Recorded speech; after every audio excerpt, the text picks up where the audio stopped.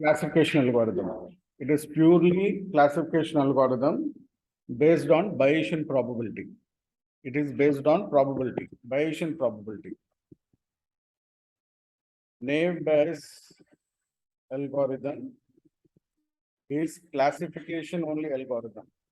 It is purely a classification only algorithm based on Bayesian theorem, which is a conditional probability theorem.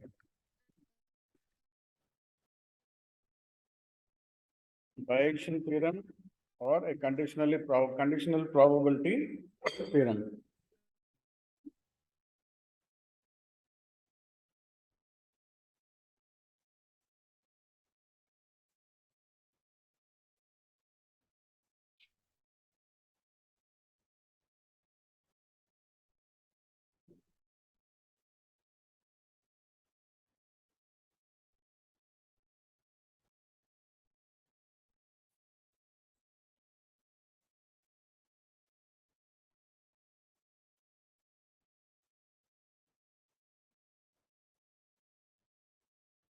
Okay. So Naive Bayes uses conditional probability.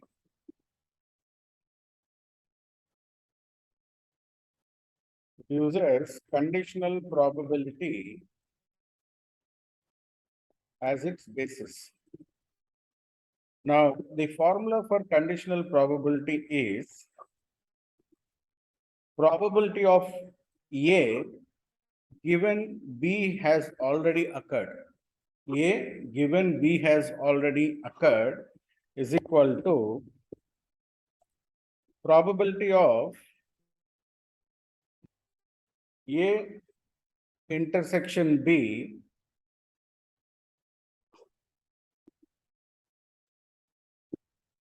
divided by probability of B. Or if you are looking the other way around, probability of B given A has already occurred. Conditional probability means the other event has already occurred. What is the probability of current event, one event, taking into consideration that other event has already occurred? So here probability of B given A has already occurred is probability of A intersection B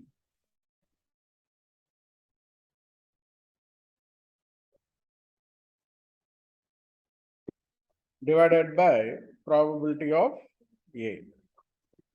This is the basic formula of conditional probability. Now, if you are looking at an example,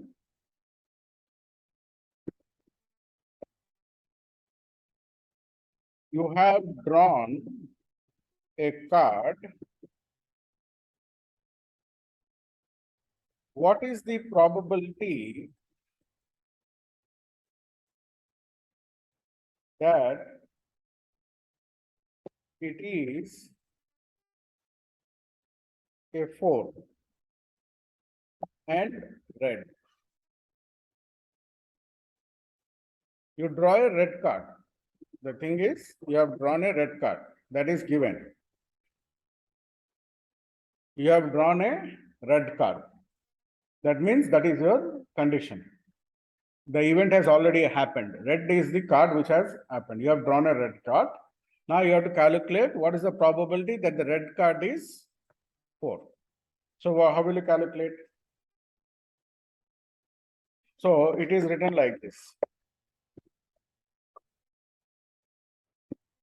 Probability of 4 given it is a red card is equal to.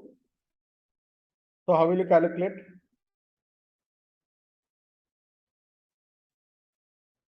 How many red cards will be there? 26. 26 cards will be there. How many red cards will be there? 2. 2 by 26 or 1 by 31. 4 and red will be 2. 4 and black will be 2. Right? So A intersection B would be So probability of 4 intersection means and, union means or. So actually there will be 4 cards. Red cards would be, 4 number cards will be 4. 2 black and 2 red. And the denominator will be probability of red. So which will be 2 divided by 26, which is equivalent to 1 by 13.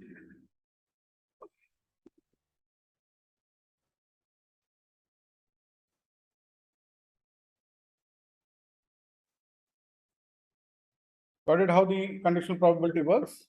So we have a precondition called it's a red card. Now we have to calculate what is the probability. It is a 4. There will be 4 number cards, 4 will be there, 2 black and 2 red. So 2 by 26. 26 cards will be red. 26 will be black. So 2 by 26 is 1 by 13. Now, this conditional probability is slightly modified by a statistician called Bayes, and he developed this Bayesian theory of Bayesian rule for classification. The Bayesian rule for classification, where X represents the independent variables and Y represents dependent variable. Across machine learning, X represents independent variables, Y is represent dependent variable. So what is this Bayesian rule? So we will know probability of X given Y. This will be known from our training data. Probability of X given Y will be calculated from our training data. What we need to predict is probability of Y given X. This needs to be predicted using training data model. Using the training data model, we need to predict probability of Y given X has occurred. We will know the probability of X given Y from the training data, and using that model, we will predict probability of Y given X. So basically, if you are looking at what is this probability of X given Y is equal to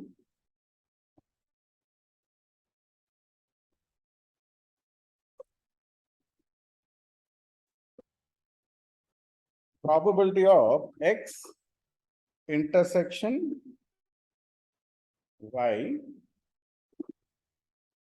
divided by probability of Y. Okay. Now, this is what we mean is probability of evidence given outcome. Probability of evidence given outcome. This is what training data gives us. This is known from training data. Training data provides this.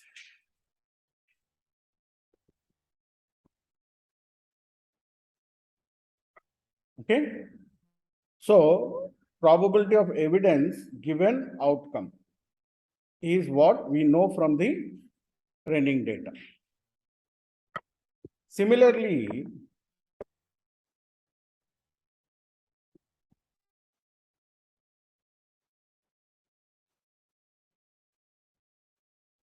probability of Y given X is equal to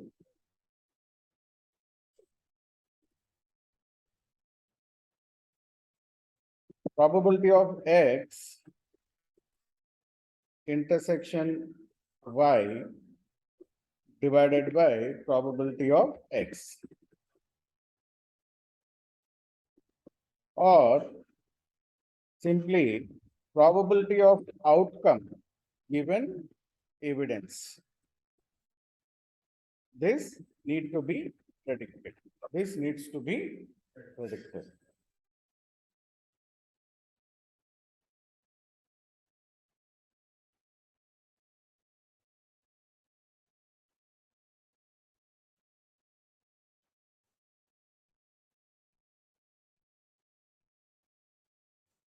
Now, the by yeah.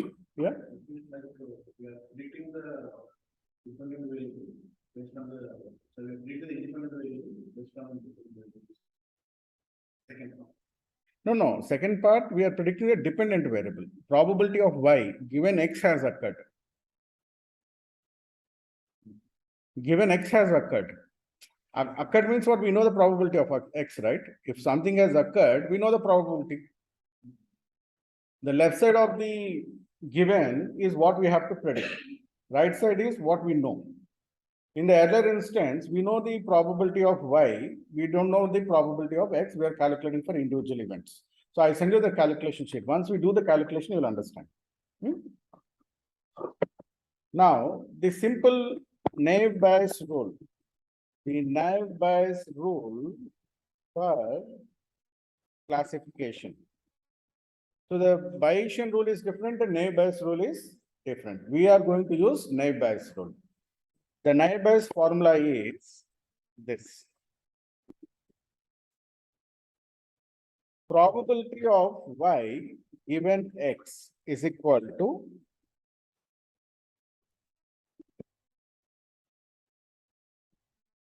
probability of x given y has already occurred multiplied by probability of y divided by probability of x. This is called naive Bayes rule of classification. Probability of y given x is calculated using probability of x given y multiplied by probability of y divided by probability of x. So don't worry, you will understand these formulas once we manually calculate. Okay. Once you calculate, I will send you the sheet. Then you will understand these formulas. I will repeat the theory one more time. But in real time, what happens? We have multiple independent variables, right? So naive Bayes rule for multiple independent variables. In reality, we will have multiple independent variables. So the naive Bayes rule for multiple independent variables will be probability of y is equal to k. Y is a dependent variable. K is the number of classes. Yes or no, right? That is represented by k is equal to yes or k is equal to no. Given x1, x2, x3 till xn. What are these independent variables? Given multiple independent variables, probability of y is equal to k class. K class means it can be yes or it can be no. If it is multinomial, it can be any other class. Given x1, x2, x3, which are your independent variables. The formula is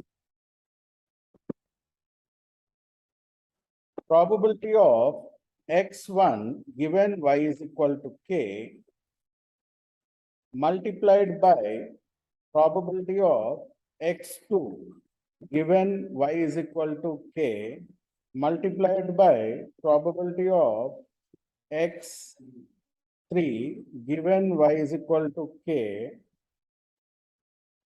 so on till probability of xn given y is equal to k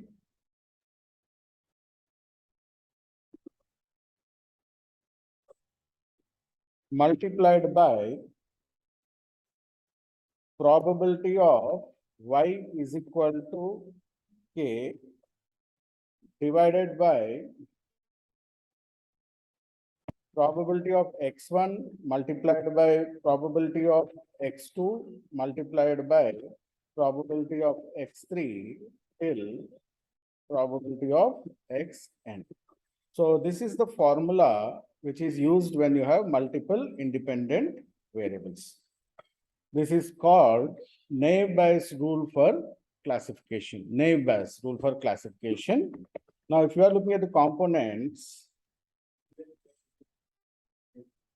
y is equal to k because k will have multiple classes, right? The earlier classification rules that we are.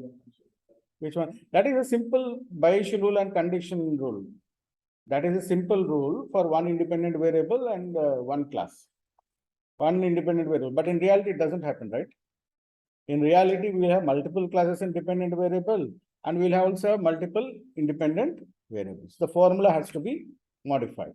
That is what naive Bayes rule will do. So here P represents probability.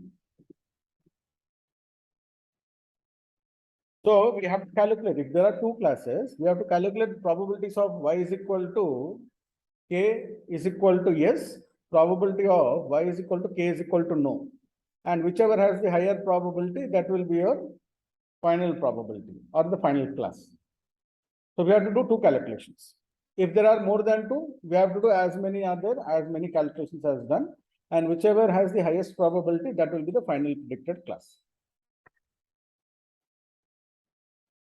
K is the number of classes in dependent variable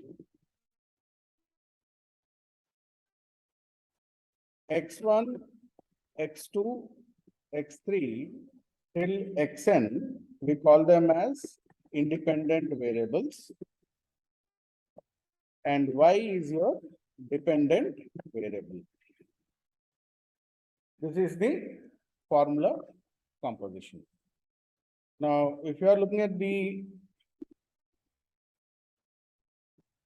naive Bayes classifier machine learning,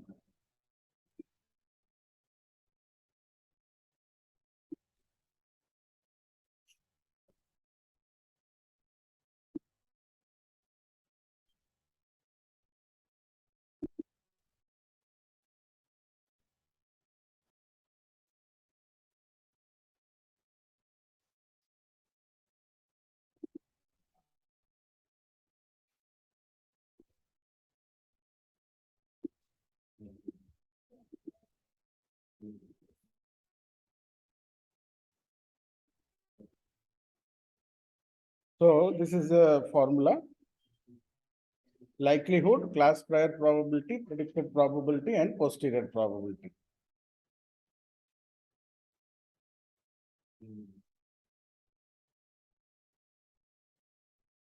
So this is the multiple independent variables. Here it is only single independent variable. If here you are given the multiple independent variables. If you have multiple independent variables, this x given c will be changing to x1 given c, x2 given c, till xn given c multiplied by c. You will replace this component. Rest of the things will remain same, and bottom also will change. Probability of x1 into probability of x2 into probability of x3. Okay, so that is the change which happens when you're looking at class prior probability. Or let us see if we can find the formula.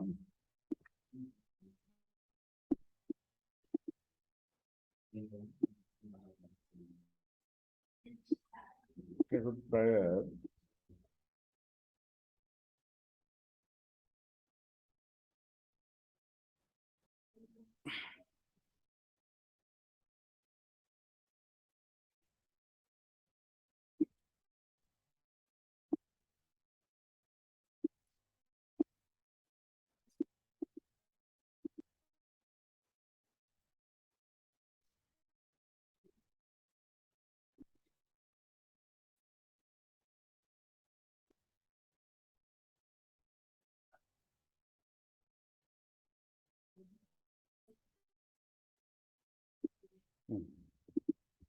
Got it.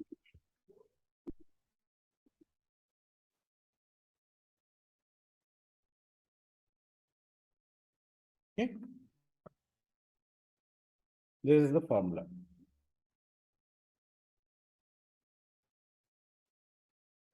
Okay. So naive Bayes is only classification algorithm. It cannot be used for regression. Purely based on Bayesian statistics, Bayesian probability. naive Bayes algorithm for multiple independent variables, widely used in natural language processing for sentiment analysis and all. They use Bayesian probability or naive Bayes algorithm.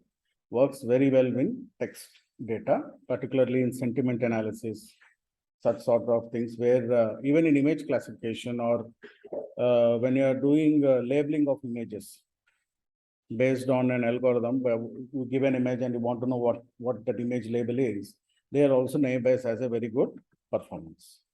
NLP related tasks, naive Bayes has a good working. And in case of classification also, when you have multinomial classification, naive Bayes also has good performance compared to other algorithms. It has a very good things. Only thing is it doesn't work on large scale data. When you have more than say 2 lakh or 5 lakh rows, it works, but it will be slow. It will be slow because it has to do a lot of probability calculations and all. And it stores these probability calculations in its memory. So it also requires a little bit of computing power.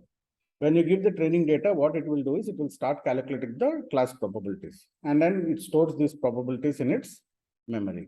And when it gets anything for prediction, it compares that thing with the existing calculated probabilities and give you the final predicted value. Okay, so that is what it will do. So all of you open the Excel sheet, which is forwarded to you. We will calculate the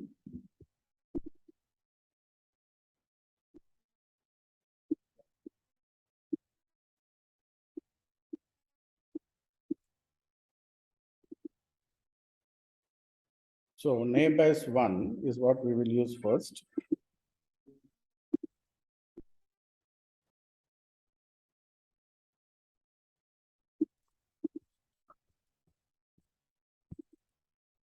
So here the dependent variable is stolen. So the dependent variable is stolen.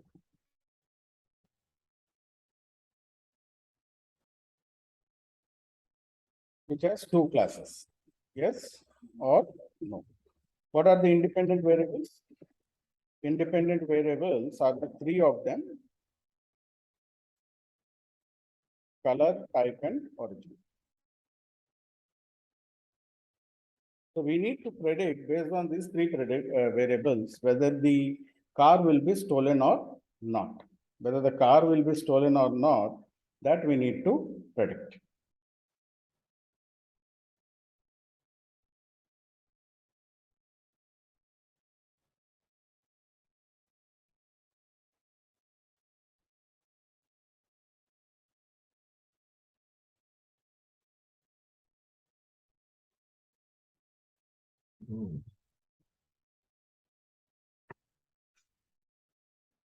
Fonts is all of you can see.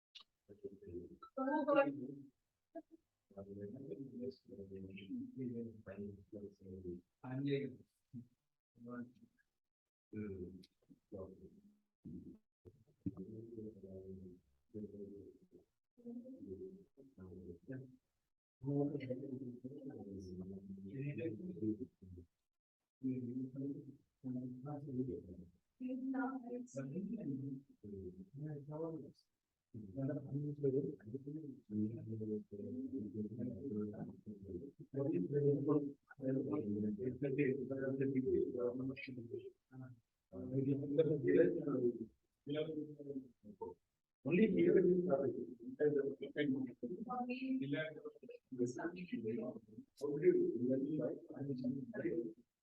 That was like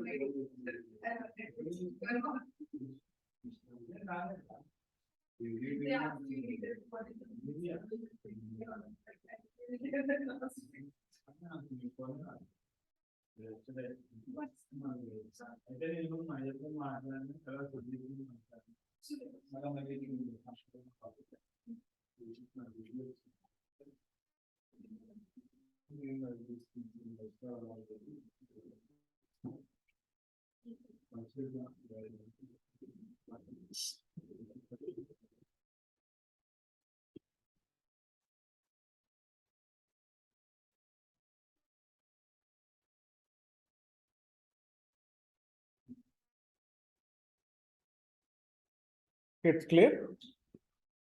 Now, step one is you have to create cross tabulations. You remember cross tabulations? Step one is you have to create cross tabulations of independent and dependent variables.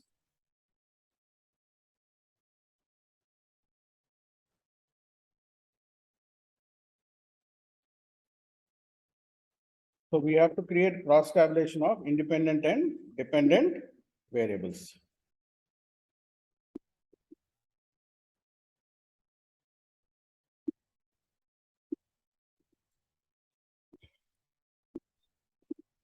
Okay.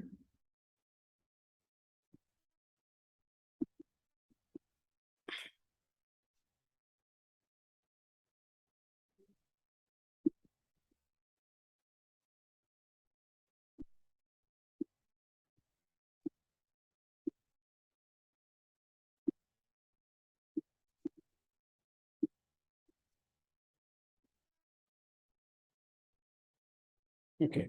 Now let us, what is our dependent variable? Stolen. Our dependent variable is stolen. And what are the categories in that classes? Yes and no. Stolen, yes and no.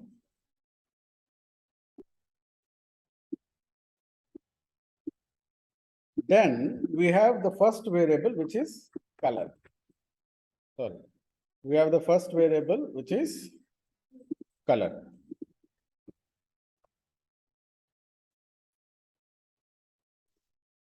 And what are the colors? Red, yellow.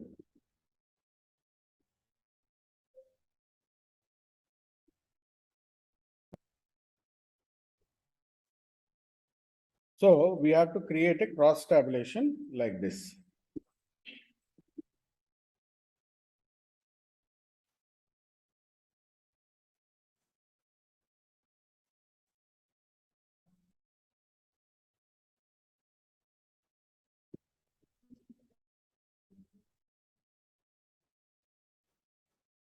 So in the neighbors algorithm, first it will create cross tabulations of independent variables with the dependent variable. That is the first step in the algorithm process of neighbors. Now, how many red cars are stolen? 1, 2, 3. 3 red cars are stolen. How many red cars are not stolen? 1, 2. 2 red cars are not stolen. How many yellow cars are stolen? 1, 2. How many yellow cars are not stolen? 1, 2, 3. So row total will be is equal to summation of these two.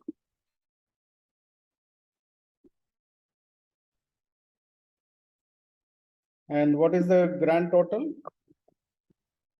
Total number of observations is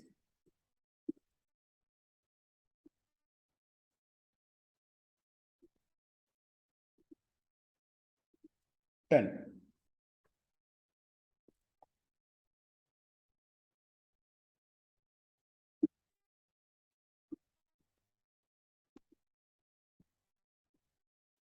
Second is type, sports, SUV, delete the data. Copy paste the table down.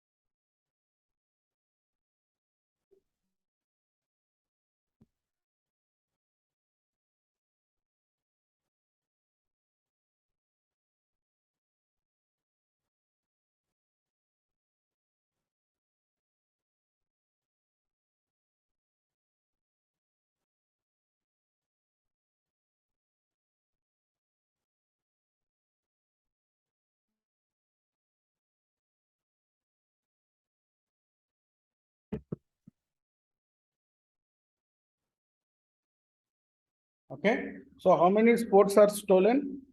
1, 2, 3, 4. How many sports are not stolen? 2. How many SUV are stolen? 1. How many SUV are not stolen? 3.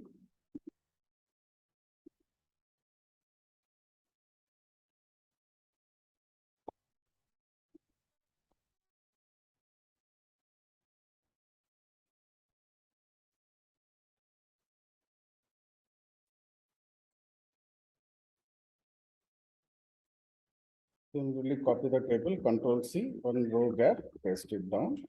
This time it is origin. Domestic, imported.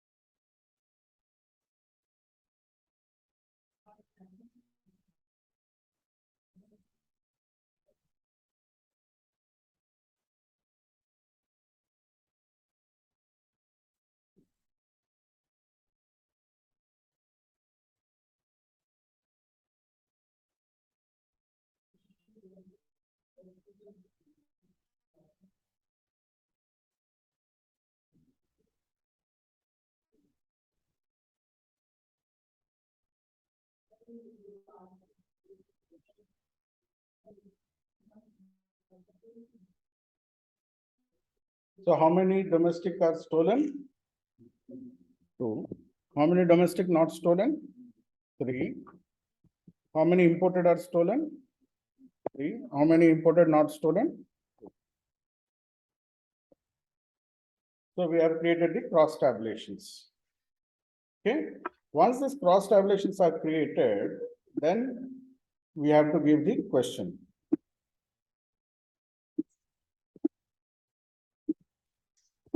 Let us say, find the predicted probability.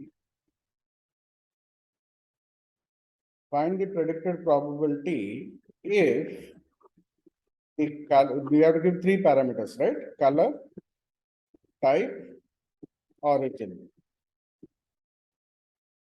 Color, type, and origin.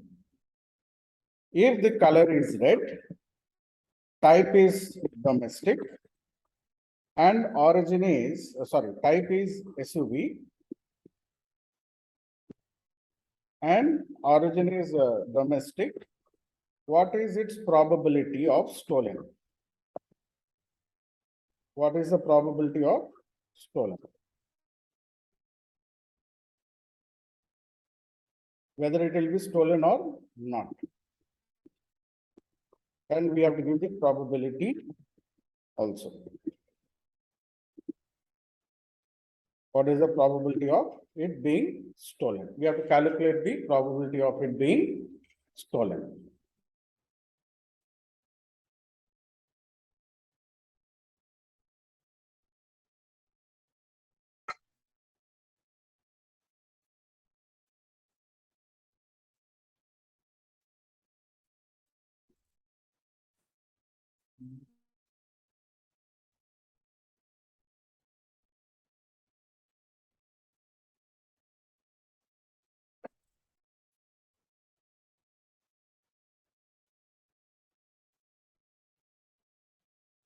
So to answer this question, we need to calculate 2 probabilities.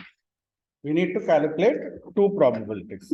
What is the first probability we need to calculate? The probability of yes, given it is red, comma, it is SUV, comma, it is domestic. We have to calculate this probability. How will you calculate? Probability of yes, given it is red, multiplied by probability of SUV, given it is red, multiplied by probability of domestic, given it is red, multiplied by prior probability of yes. Probability of yes. So this is what we need to calculate, right?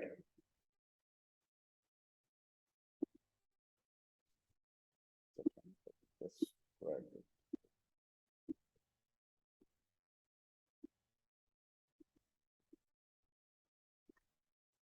Okay.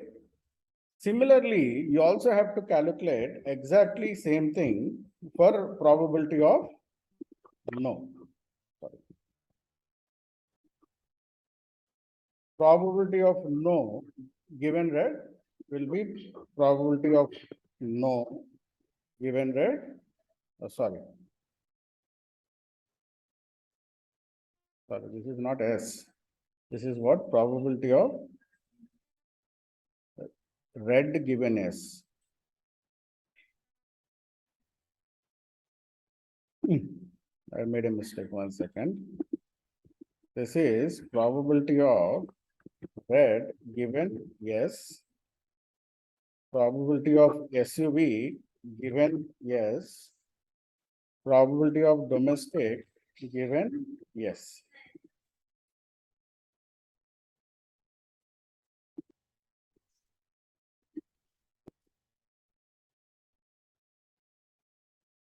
Probability of no. So probability of row in red given no.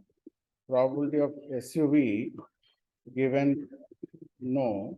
Probability of domestic given no, and prior probability of no.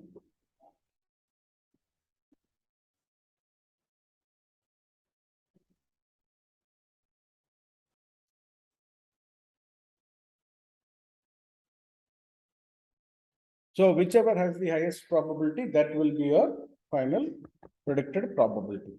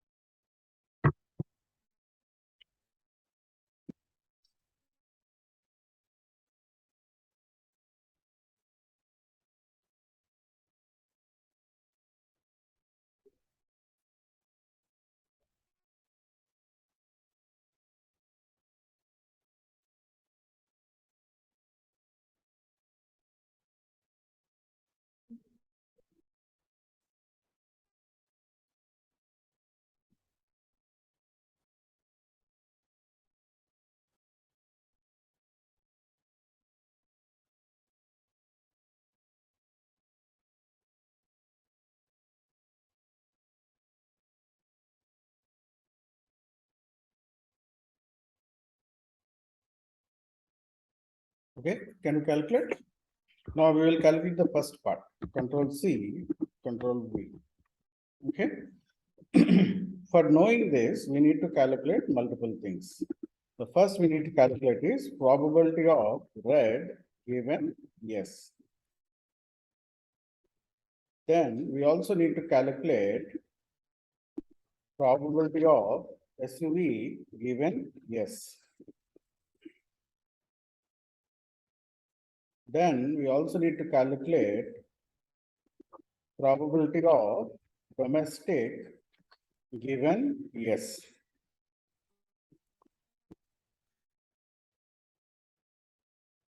Then we will calculate the probability of likelihood of evidence.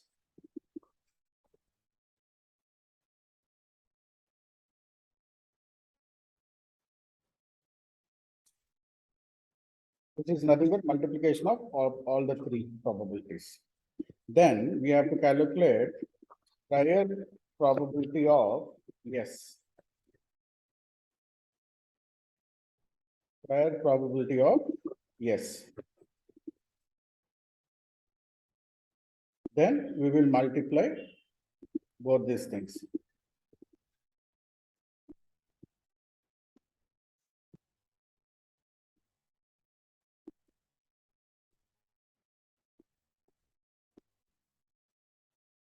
Into prior probability of yes.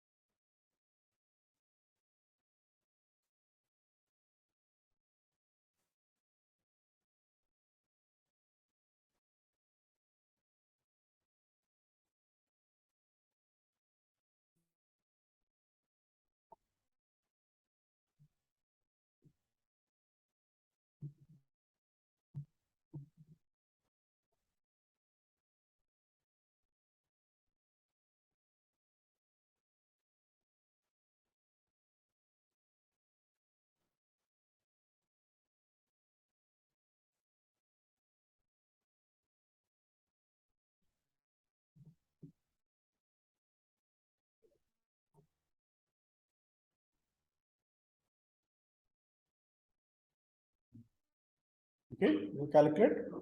So how many red cards are stolen? 3. What is the total? 5. So is equal to 3 divided by 5. The probability of red given yes is 3 divided by 5. So you get 0.6. Similarly, probability of SUV given yes is 1 by 4.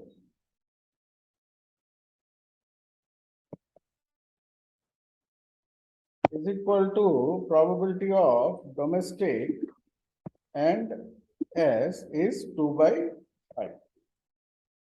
So this is 3 divided by 5.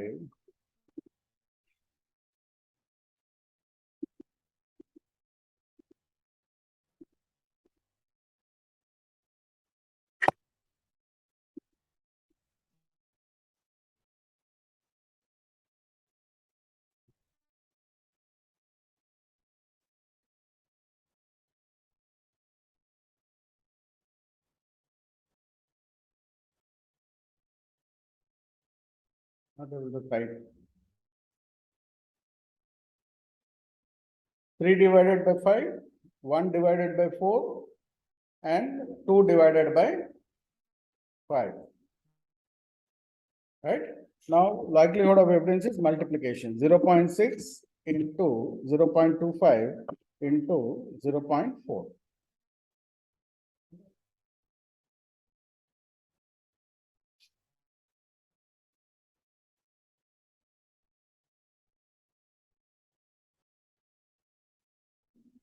So likelihood of evidence is 0.06.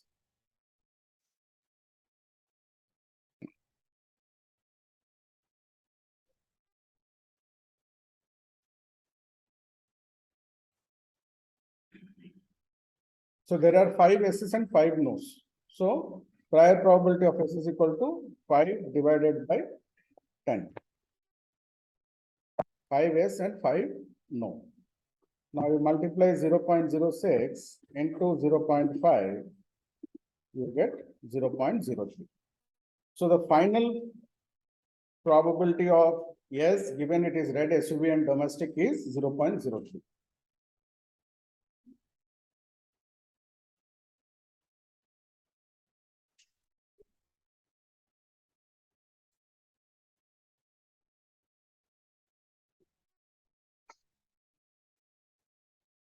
Now exactly same, you have to calculate for no. Same table, you have to calculate for no. Probability of, sorry.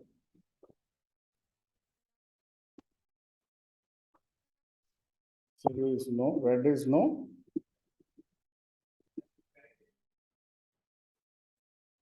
SUV is no. Domestic is no. Prior probability of no. And prior probability of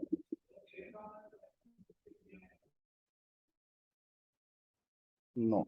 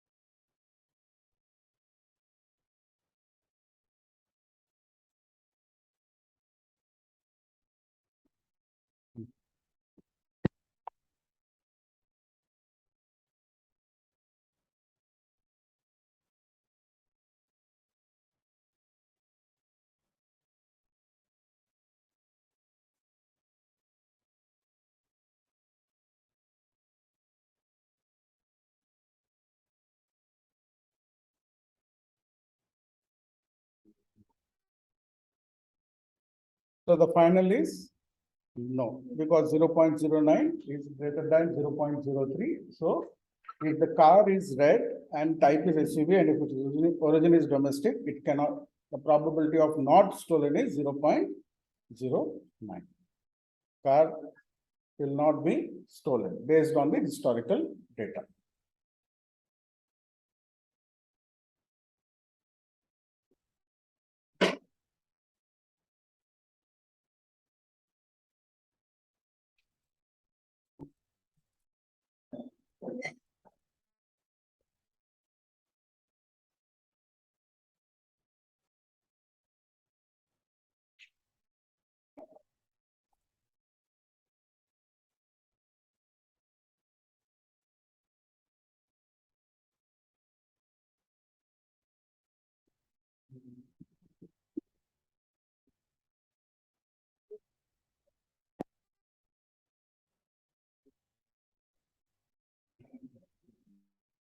Probability value, how do you get it?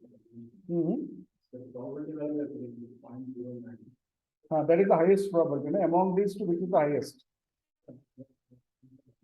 Hmm. Only in practice will be the probability 0.05 means like 5% the chance of error. So here you need to consider the opposite. Like No, that is different, that is different. That alpha thing is different, this is conditional probability is different. Actually, we are calculating only the numerator here. We are not calculating the denominator. If you calculate the denominator and divide it, you'll get a different value, which will be closer to one. But for the both the cases, denominator is same, right? P x1, x2, x2. So that's why we are not calculating. If you calculate the denominator and divide this numerator with the denominator, which is P of x1 into x2 into x3 like that, you will get a larger value, which will be both. If you add up these two values, that will be equal to 1. So they will to check that one is the greater one. We are just looking at the larger probability. Because the denominator is common. Denominator is common for both the equations. So that is why we are using the, but if you calculate the denominator also, and then you divide it by these things, and then you see the summation of these two probabilities will be equal to 1.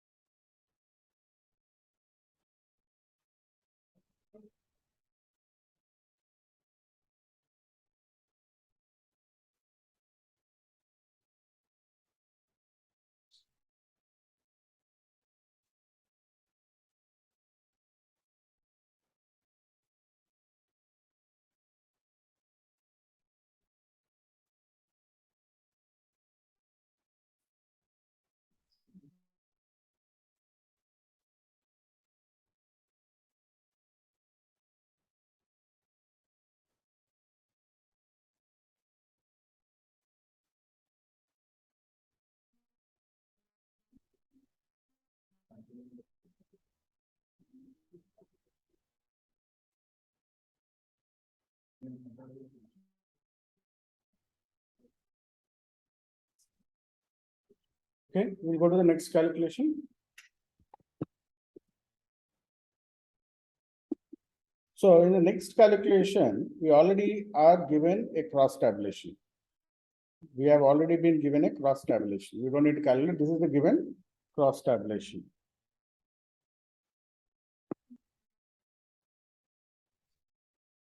In this cross tabulation,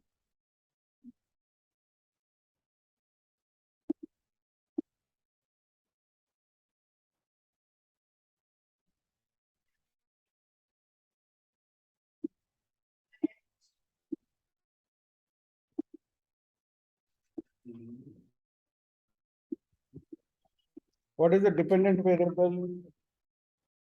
Dependent variable is type. The dependent variable is type. Independent variables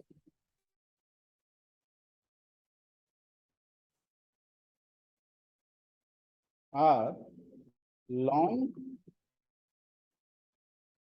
sweet, and yellow. Dependent variables are long, sweet, and yellow.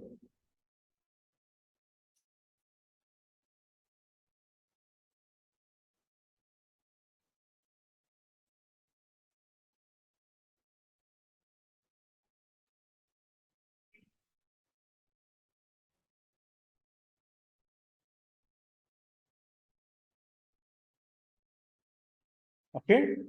Now the question is, find the probability of fruit being banana if it is long, sweet, and yellow. Find the probability of the fruit being banana if it is long, sweet, and yellow. That means we have to calculate how many probabilities? 3 probabilities. So what are the 3 probabilities we have to calculate? The first one is probability of the fruit being banana given it is long, comma, sweet, comma, yellow. The second probability we have to calculate is probability of orange given it is long, sweet, and yellow. The third probability we have to calculate is probability of the fruit being other.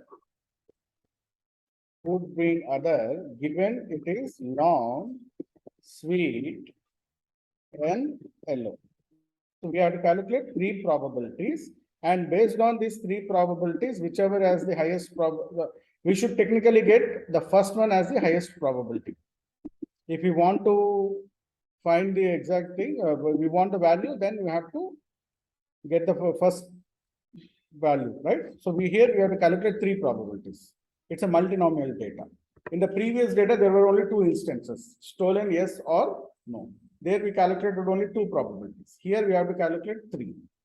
Because there are three categorization, banana, orange, and others. K has three classes.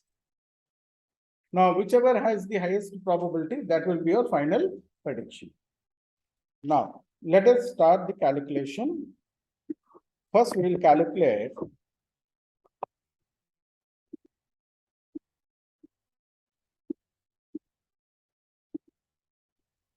probability of x1 is equal to long given is banana.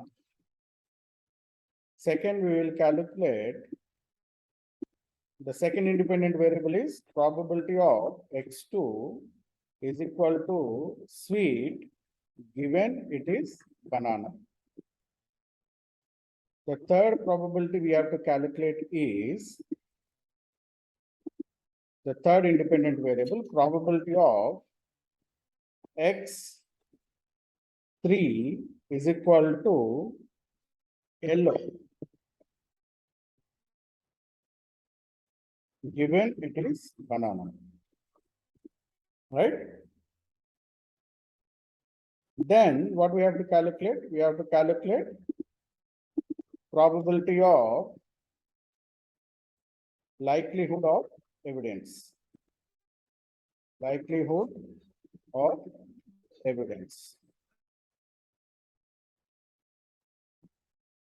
Then what we have to calculate? Prior probability. We have to calculate prior probability of y is equal to banana. Then we will calculate the multiplication of this.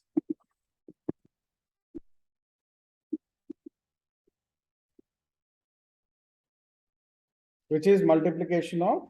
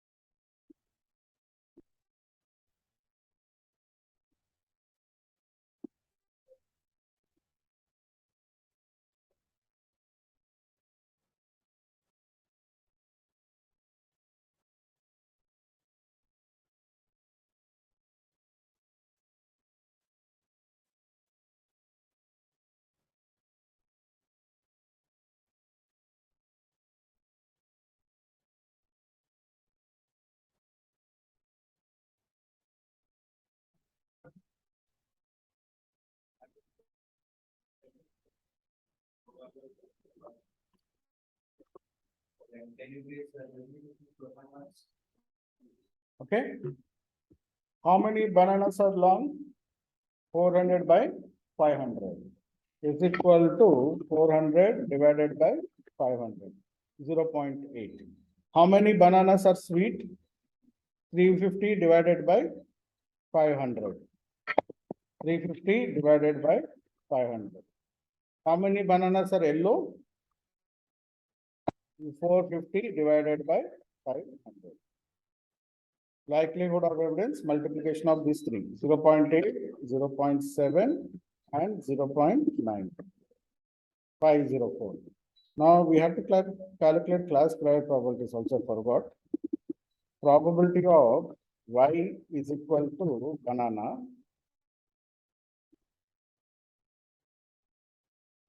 Probability of y is equal to orange.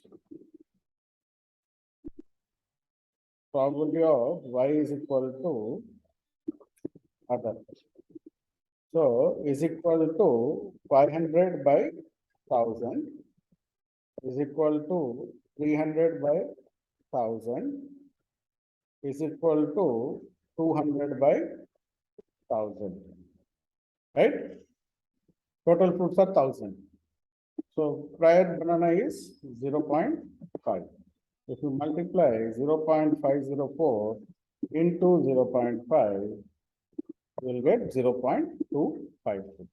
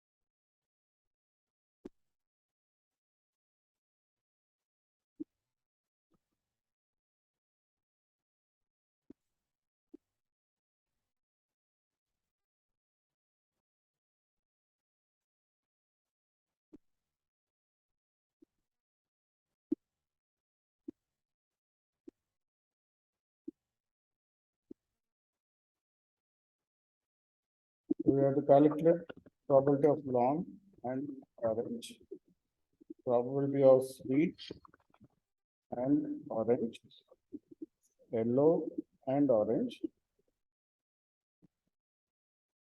and probability of y is equal to orange, and probability of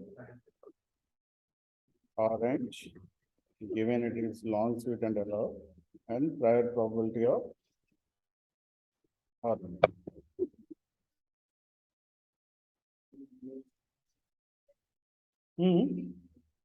Most probably long by orange will be zero. Where? Long, long. That is the thing here. So is equal to, how many long are there? 0, right? 0 by, how many oranges are there? 300. Now, there is something called Laplace correction. Laplace correction is assigning a probability closer to 0 or even a smaller value when calculated probability is 0. We have to use something called Laplace correction. Laplace correction is a very important thing in conditional probability. We have to assign manually a probability closer to 0 or a even smaller probability. If you are working at a very, very smaller probabilities, we will assign a smaller probability which is smaller. Because if you have a 0, the whole calculation will become 0. To avoid that, the Laplace correction is, a statistician by name Laplace has introduced this correction. So we have to use Laplace correction here. So based on Laplace correction, I will manually assign 0.05 as a probability, a smaller probability. You can give 0.01 also, your choice. Whatever is there, but it has to be a smaller value, preferably closer to 0. As much as smaller is possible based on the range. We are looking at full value ranges, so I am giving it as 0.05, which is around 5% thing. So this Laplace correction has to be implemented when your probability becomes 0.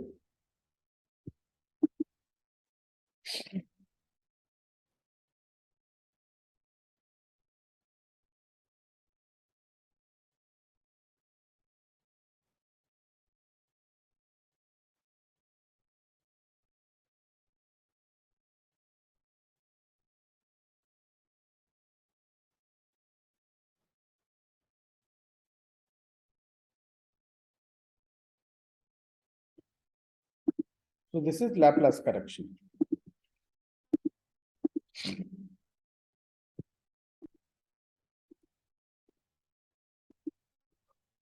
Other probabilities we calculate, right? 150 is equal to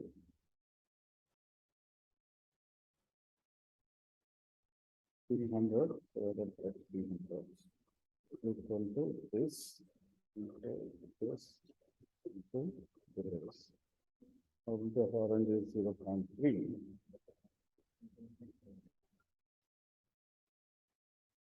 Equal to 0.025 into 0.3, 0.0075.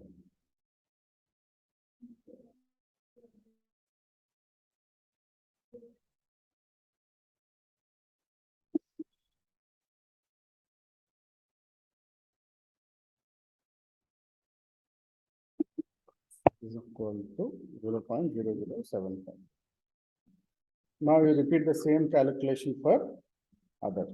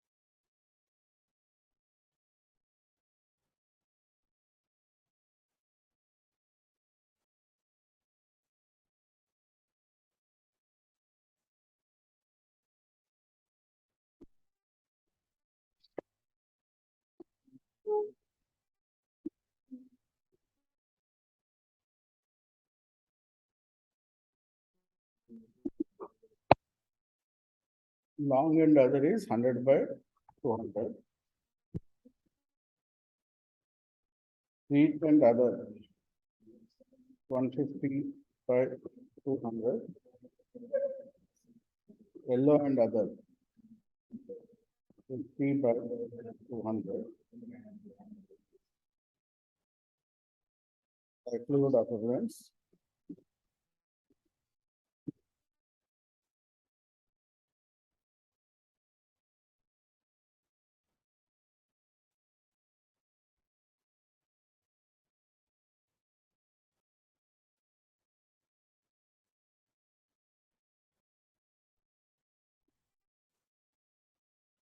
So the probability of it being yellow and is high, 252. 0.252.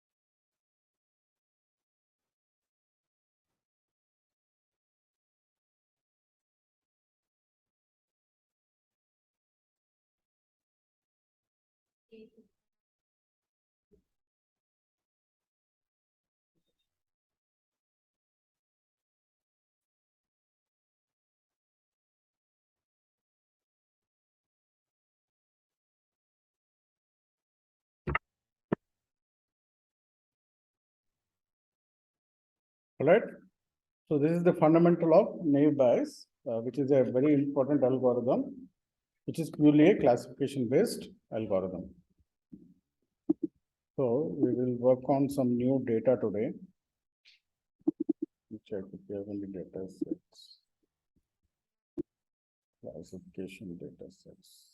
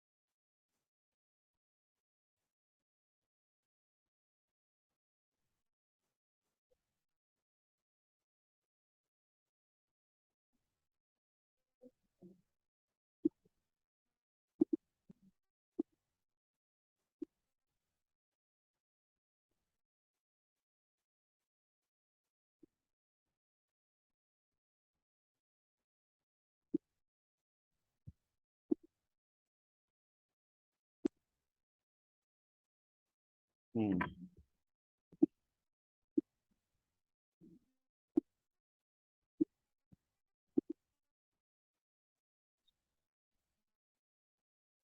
Online purchase intention dataset I'm forwarding. This is recently one of the jobathon data. You can open new Jupyter notebook and you can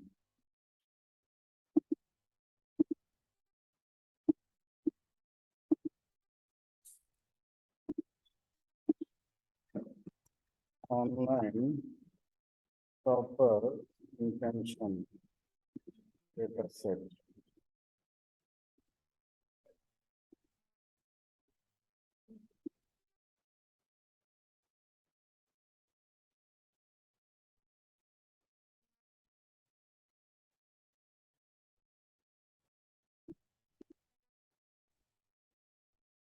The data dictionary and the CSV file I'm sending both.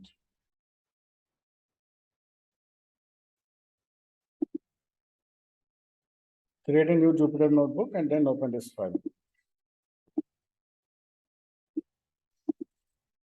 Email the dataset, okay?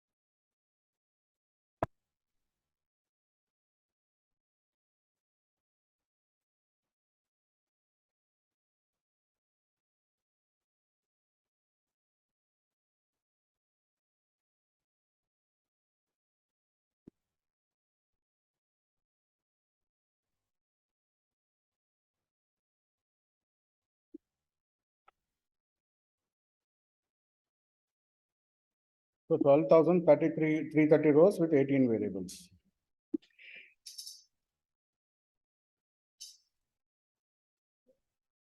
Windows laptop, percentage CD, double quotes, and then the path. Hmm?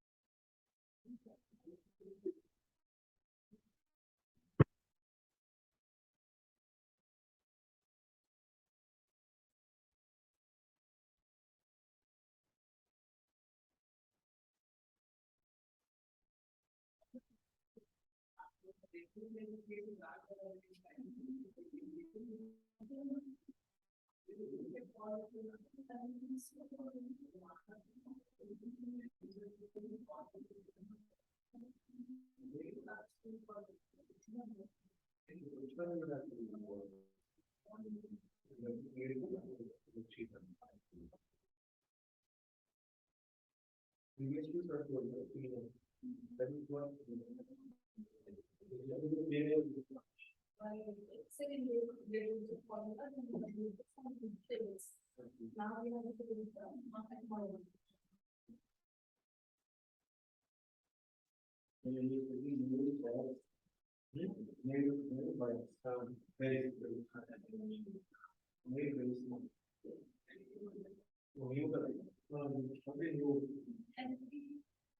I don't.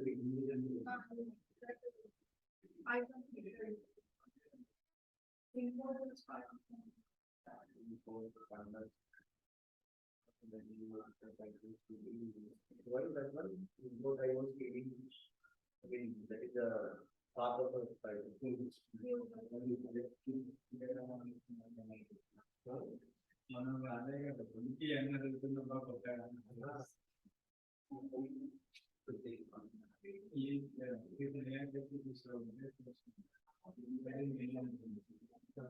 Long ago, I have been.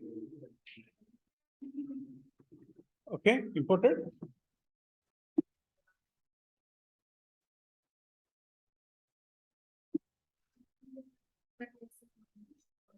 Check it now. Look at the D types first. Intent dot D types. So we have administrative, duration, revenue. Revenue is shown as boolean. Revenue is the dependent variable.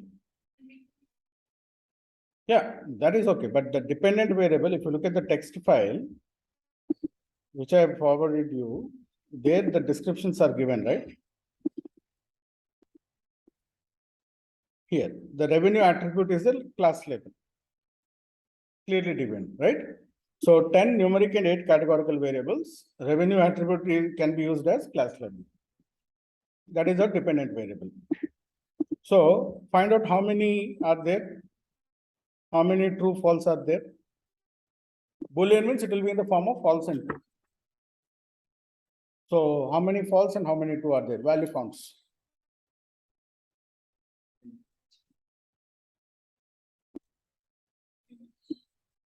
So intent dot revenue, capital R, dot value underscore counts. So 10,422 false, 1,908 true.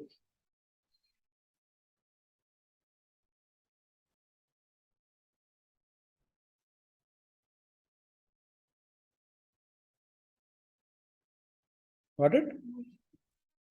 So you can also look at intent dot info for missing values.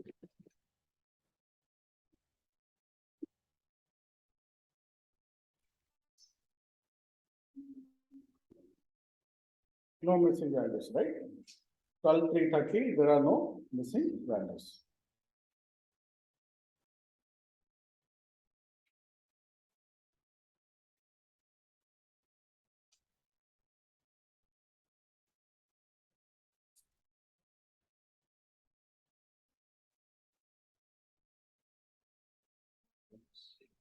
Now read the data description and find out the categorical variables within the numeric variables. Particularly the int variables we are bothered about. Int variables generally can be categorical. Int means whole number, right? Just go to the data description text file and let's find out what are the what you call, are they categorical or we can consider them as numeric.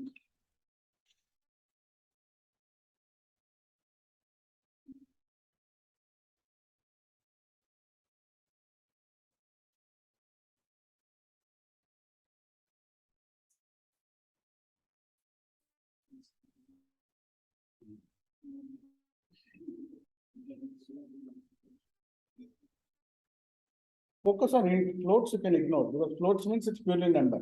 Decimal, decimal cannot be category.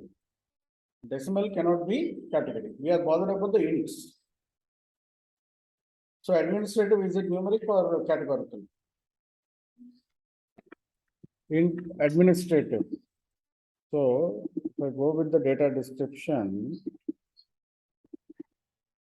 So what it says is administrative duration and represent the number of different types of pages visited by visitor in that session and the total time spent on each of these categories. The values of these pages are derived from the URL and information of the pages and used in real time to take the bounce rate, exit rate, and which is represent metrics by Google Analytics. So these are the data points. So we have to manually find out. Special day features indicate the closeness of the site being to a special day. So special day is categorical. Okay. So let us do it. We have to find manually only. Let us look at the int variables.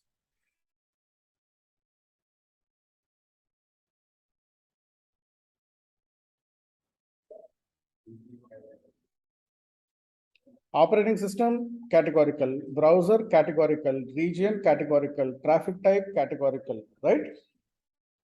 Right. Product related categorical. Informational, we have administrative and informational, we have to find out.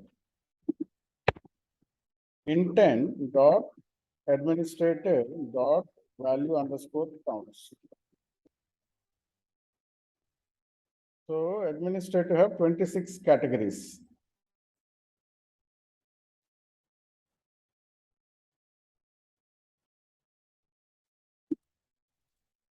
Administrative has 26 categories. Intent dot informational dot value underscore counts has 13 categories.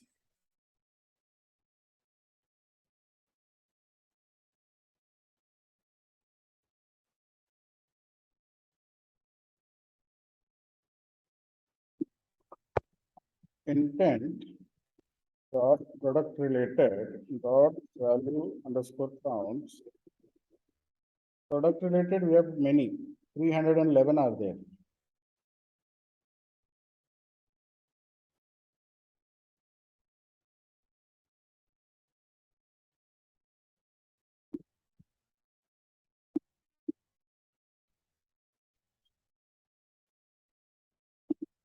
Just go through the product related one more time.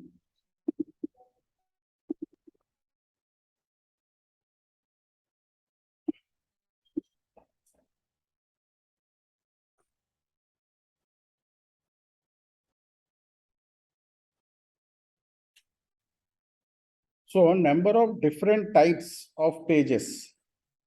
So different types of pages means we have to take it as categorical, right? And total time spent in each of these page categories. So duration, we will take it as numeric. Different types of pages means we have to take it as categorical, right? Or we'll take it as numerical. It has to be categorical if I am right. Right. So administrative information product related has to be categorical. Same variables for duration will be numerical. Okay.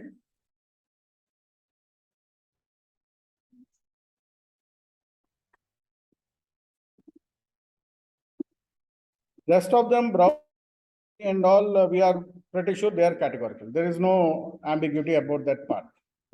Ambiguity is about these things which we think different types. The word different types indicates categories. And numeric metric means it's a numeric data.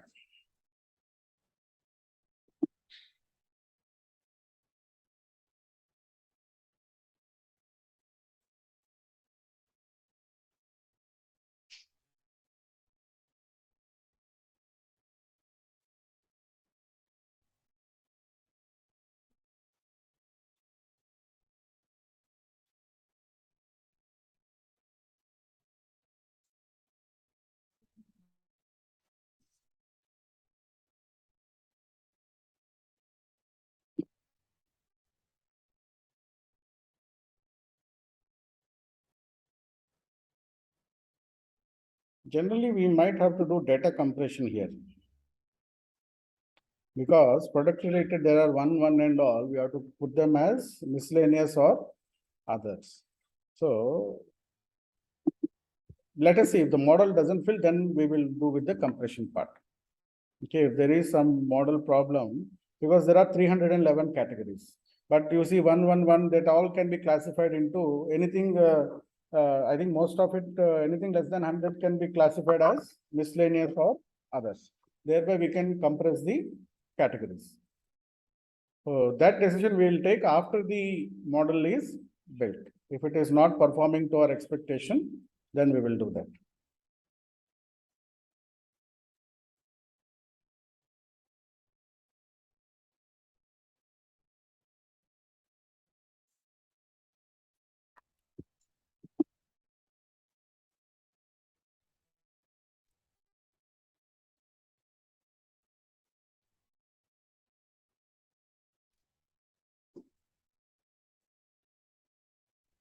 Okay. Now let us understand some variables and then we'll take a break. Intent dot bounce rates dot group by intent dot revenue or mean 0.02, 0.005. The bounce rate is different for true and false.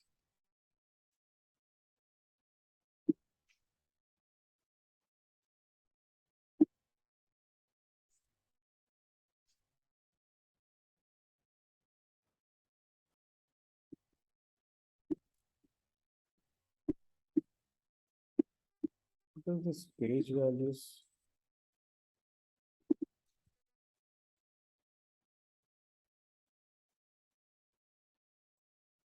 Okay, page values also.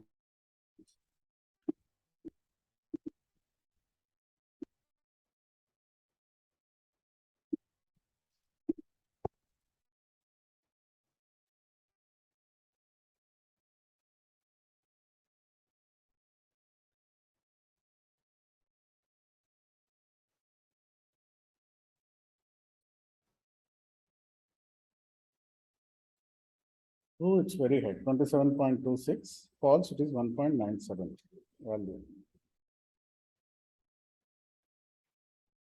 So we have some diversity in data.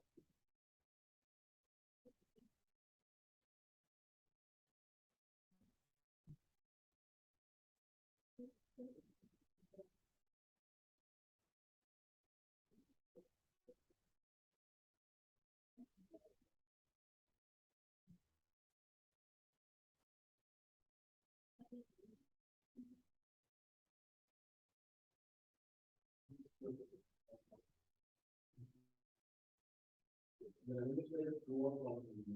Which one? Ah, True by the mean. It's like a true or false mean to the mean or we should do the frequency of four. no. This is group by, nah. Where we are, see, we are looking at the bounce rates of revenue true and revenue false.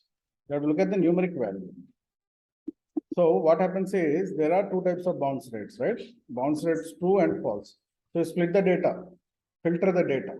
True only bounce rates, false only bounce rates. Then you calculate the average of the bounce rates. By sort and filter, no? We filter the false and only filter the true only, and then we calculate the respective columns averages. That's what we are doing here. So we are looking at the bounce rates, not at, we also look at the true and false, but the primary metric is bounce rate. We take the averages of the each corresponding data frames. Bounce rate, revenue true, revenue false, two data frames, and then calculate the average. Okay, so let's take a break and then we'll come back and we'll work on this.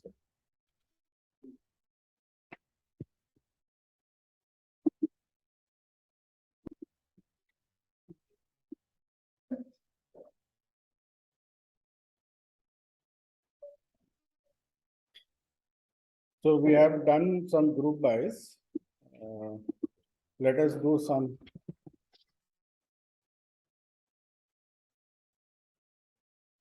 region. Understand how many regions are there. 9 regions are there.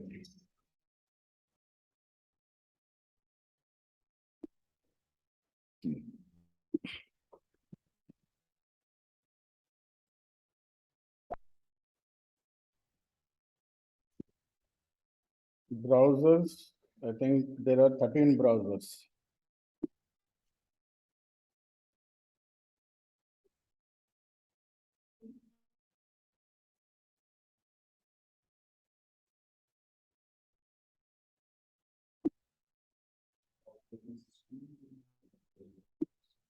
Eight operating systems are there. Huh?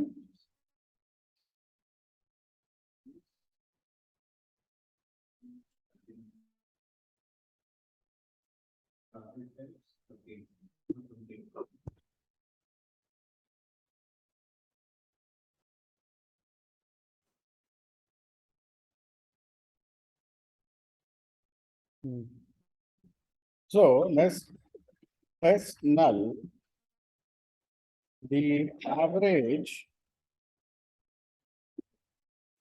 bounce rate. Bounce rate is float, right?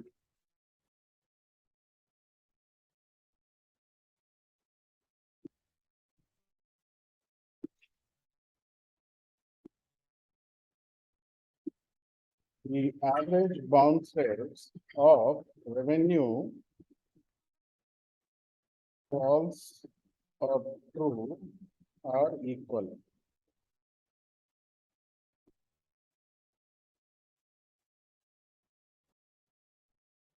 So we have already done the group by. There is a mean difference, right?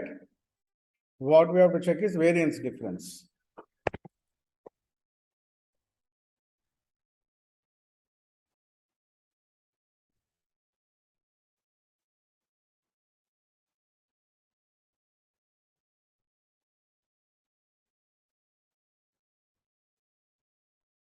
Variance is also different.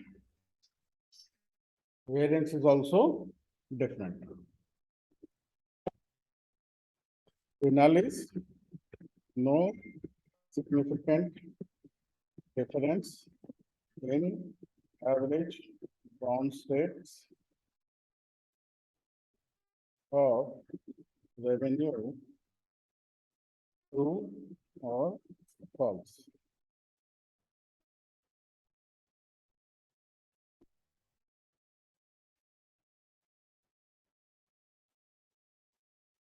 Alternate is significant. Now you have to split the data. Split the data into revenue, true or false, and then conduct the t-test.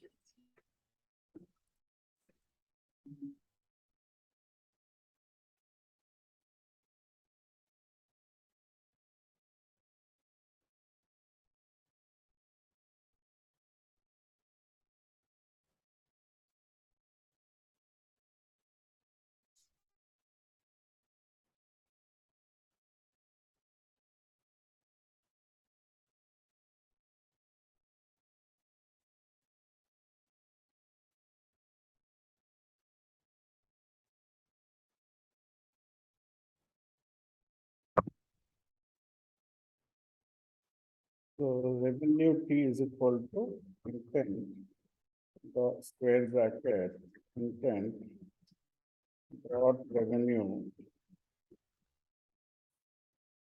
equals to rev F is equal to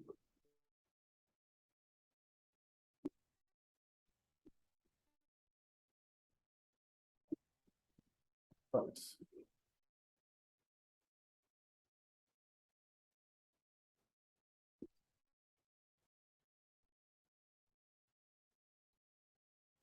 From sci-fi dot stats, t-test underscore enter.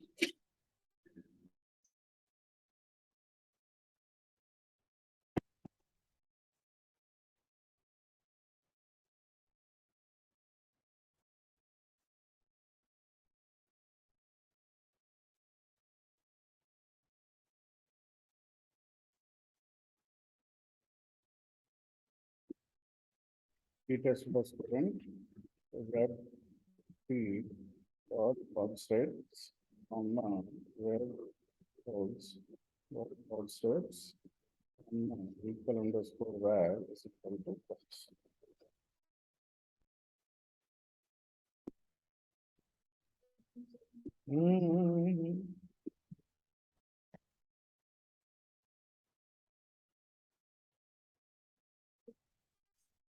E minus, na?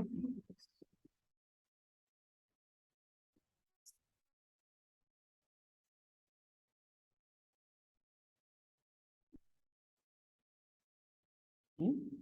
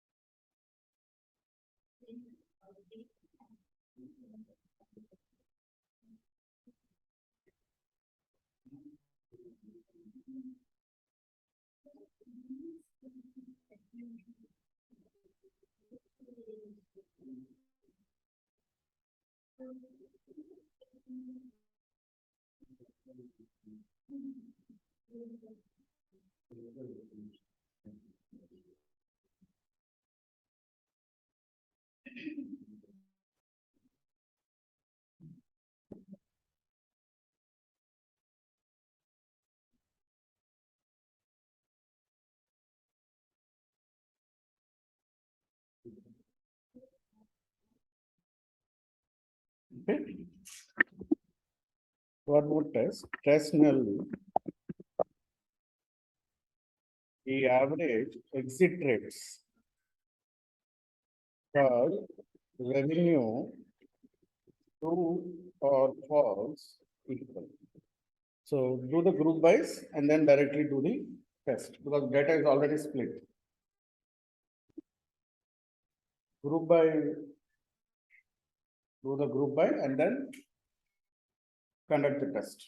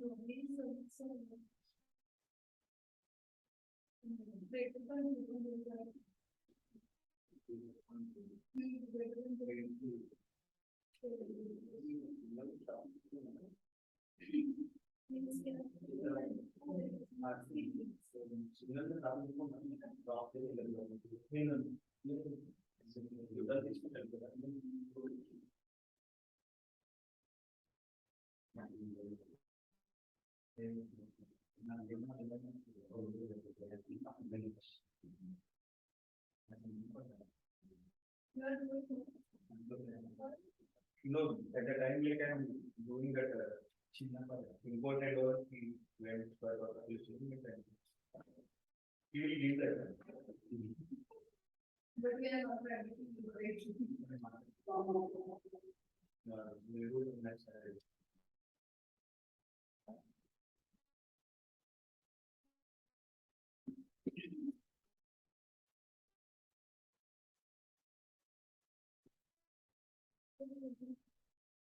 0.0.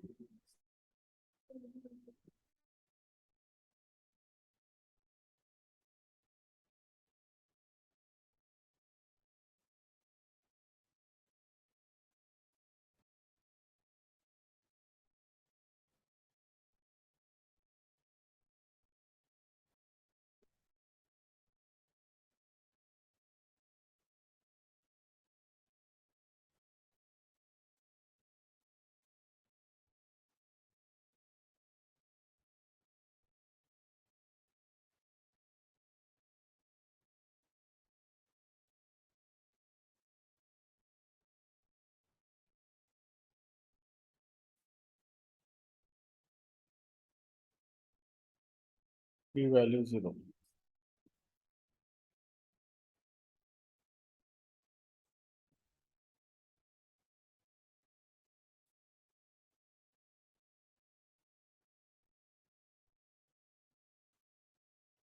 Okay. Test null, the average bounds page values. page values of different visitor type equal. Find out how many visitor type are there using the group by. Page values of different visitor types.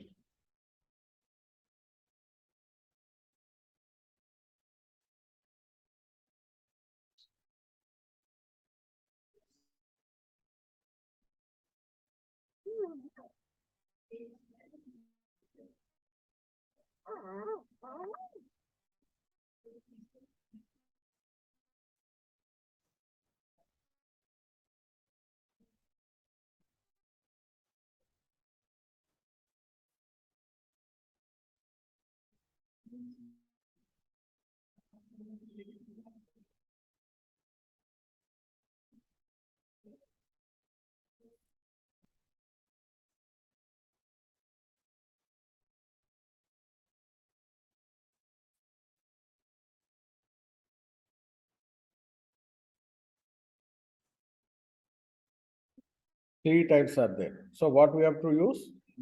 ANOVA single factor. So you have to split the data into three. The null is no significant difference in average page values of different visitor types. Right? Same statement, copy it down, remove the word no, this becomes the alternate. Now, what are the three types of visitors we have? New, other, return. New is equal to intent, square bracket, intent, dot visitor type, double equals to single quotes, you can copy paste the name from here, new underscore visitor. Other is equal to, copy paste the statement, control C, control V. In the quotes, we will use other. Return is returning is equal to, we'll take returning visitor and put it here.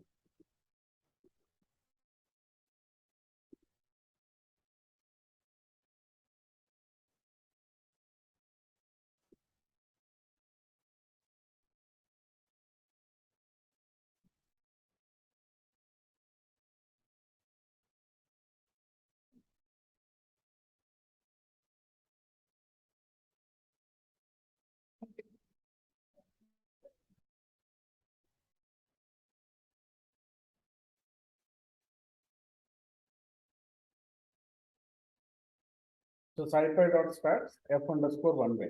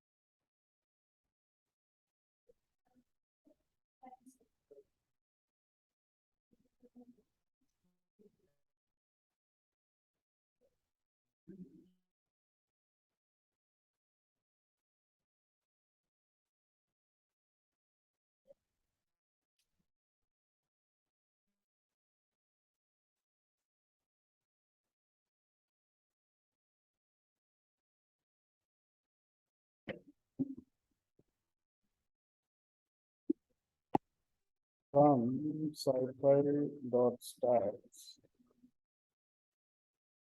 for f underscore one way.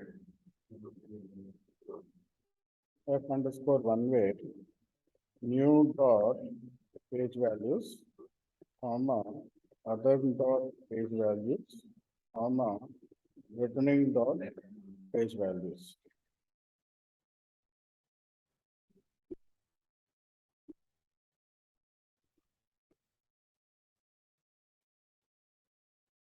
P value is less than 0.05, we will reject the null.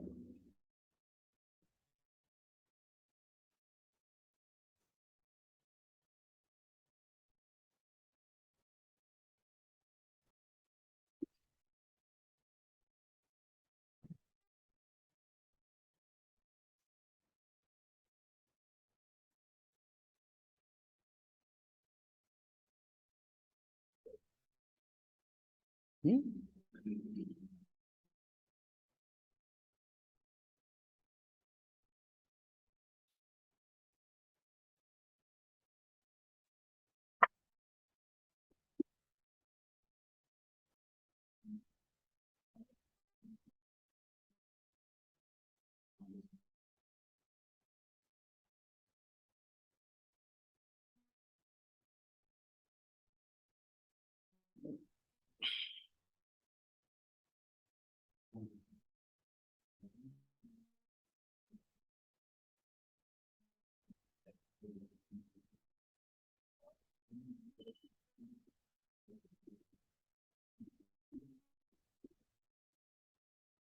Okay, one more.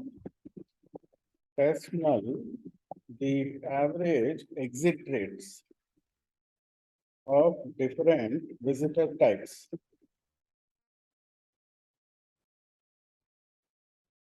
Equal. Do the group by and then do the test because data is already split. Exit rates.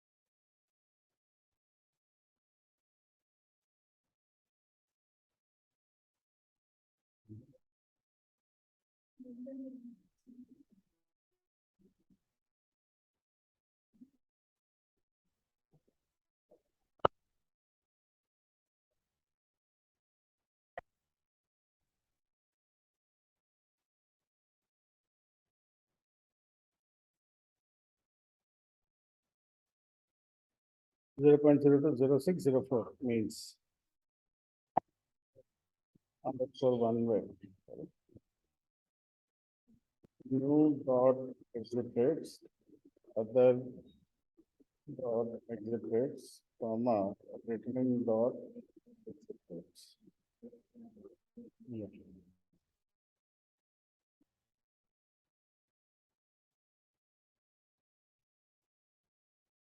If it is than 0.05, we will reject. Hmm?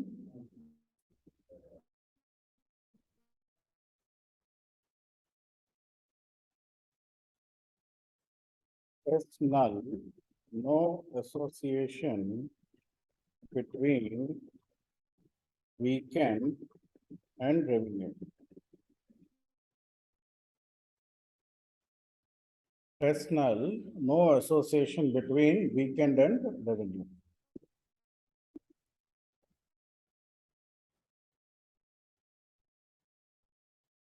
So what test you will do?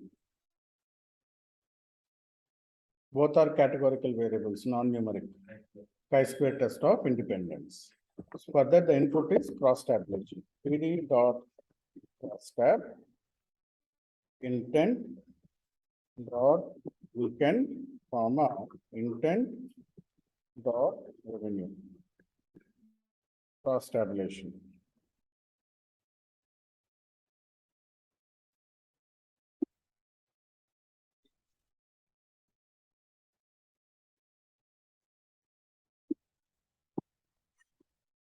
So from SciPy dot stats import try to underscore contingency.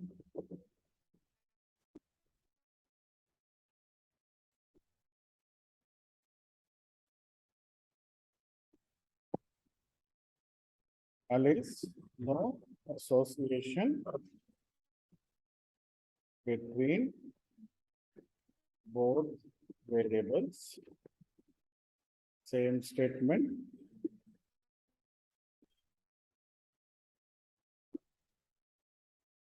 Association between both variables.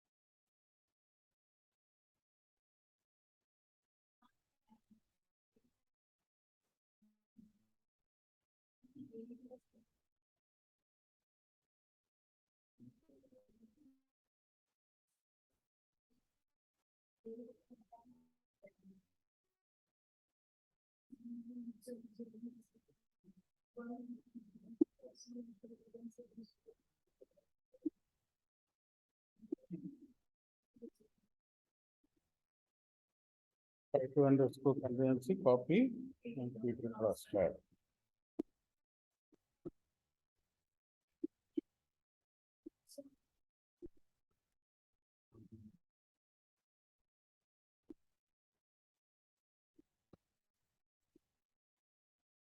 Hence, P value is equal to is less than 0.05. We will reject null. That means there is association between weekend and revenue.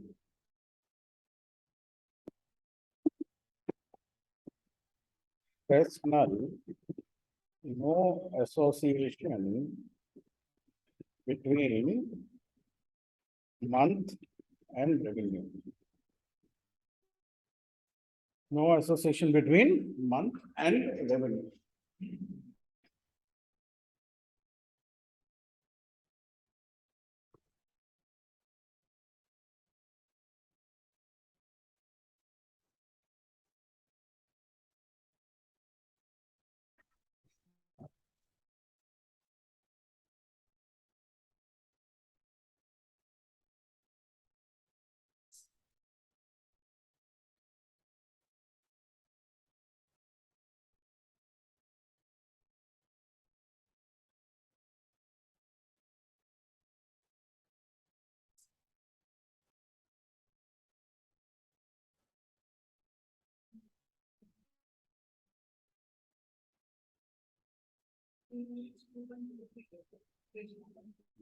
How much? 0 point? Greater than procedure.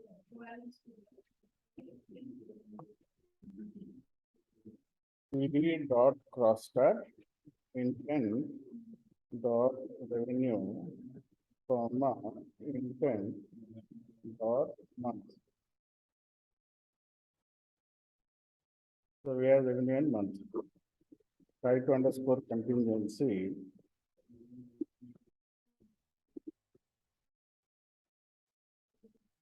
E minus 77, na? This P value is equal to is less than 0.05. Reject null.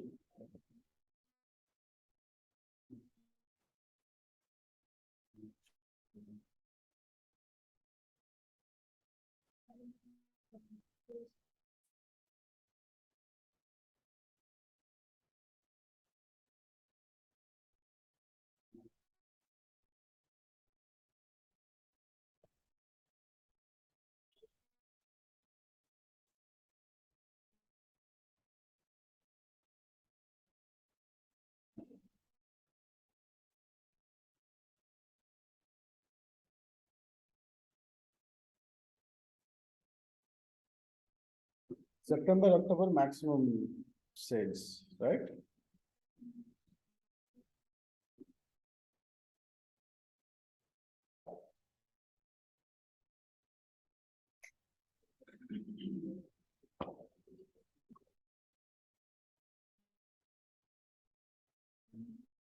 All right? Okay. Now, let us start split understanding our data. Intent dot columns. Now, we need to split our data into object and numeric, because we need to label and code object columns. So, object calls is equal to intent double square brackets. So we said administrative, we'll take it as categorical, comma. Informational, we'll take it as categorical, comma. Product related, we'll take it as in categorical, comma. Now, bounce rates, exit rates, special day, we'll take it as categorical, month, operating systems, browsers, region, traffic type, visitor, weekend, all these things have to be till revenue. Okay, all these things are non-numeric in nature. Operating systems, region, traffic type, weekend, and revenue. These are all our object columns. Similarly, numeric calls is equal to intent double square bracket administrative duration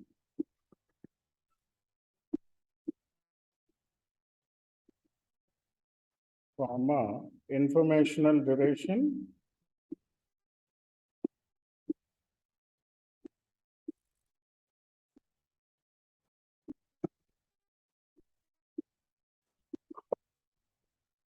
comma product related duration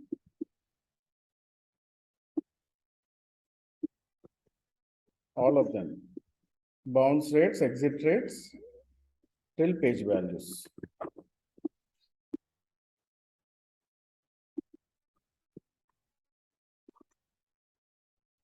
Bounce rates, exit rates, till page values. These are our numeric calls. To make sure that total is 18, print object calls dot shape, print numeric calls dot shape. 12 plus 6, 18.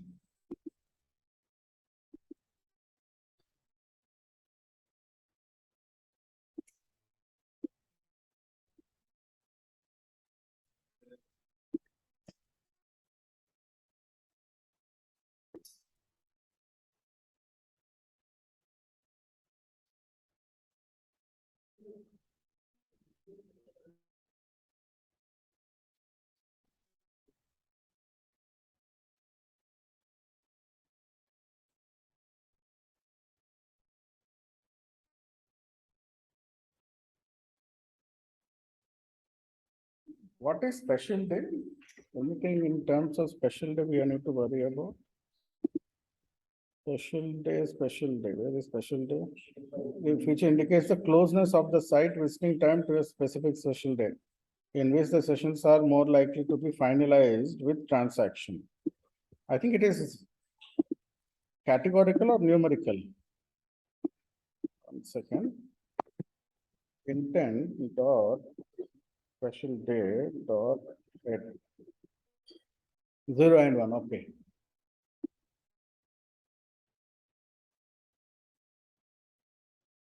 0, 0.6, 0.4, 0.2, 0.1. This is a float here. I think this is numeric. It says closeness of the site visiting time to a specific special day, with the sessions are more likely to find this, the value of this attribute determined by considering dynamics of e-commerce such as the relation between the order date and the delivery date. For Valentine's Day, the value takes a non-zero between February 2 and 12. 0 before and after this unless it is close to another day. And its maximum value is 1. Okay. Okay, we'll consider it as categorical only. Okay. So all of you split the data into numeric and categoricals.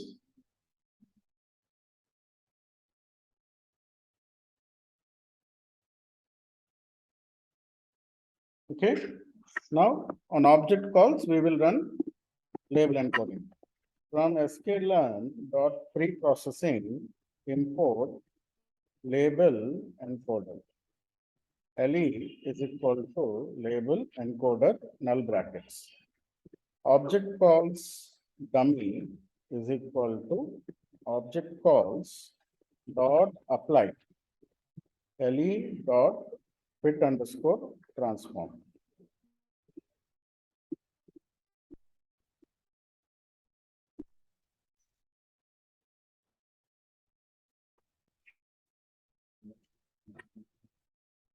So intent underscore df is equal to pd dot concat square bracket numeric calls comma object calls dummy comma access is equal to 1.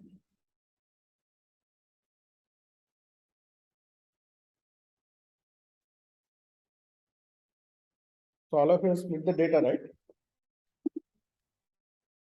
And you got 12 and 6. Label encoding of object calls only. Do not do label encoding of numeric calls.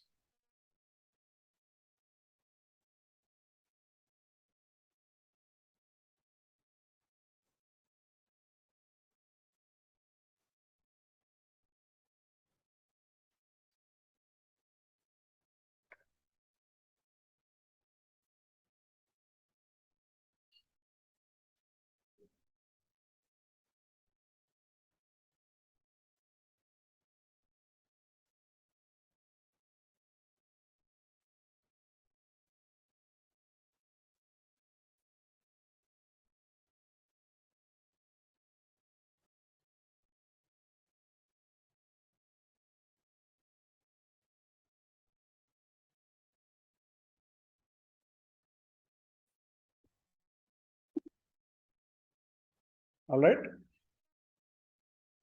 Now we'll split the data into dependent and independent variables. Y is equal to intent underscore df dot revenue. X is equal to intent underscore df dot drop. Single quote revenue comma axis is equal to 1. We will split the data into dependent variable revenue and independent variable all other columns except revenue.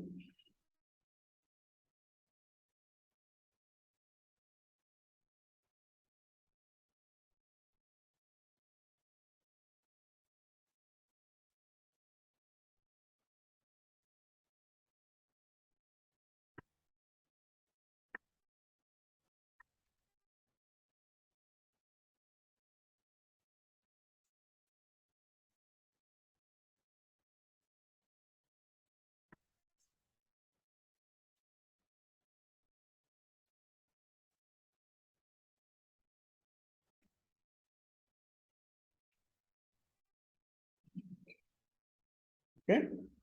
So first we will build a logistic regression. From sklearn dot linear underscore model import logistic regression. Logic is equal to logistic regression. Logic model is equal to logic dot fit x comma y. So iterations problem. So max underscore iter is equal to 2000. Oh.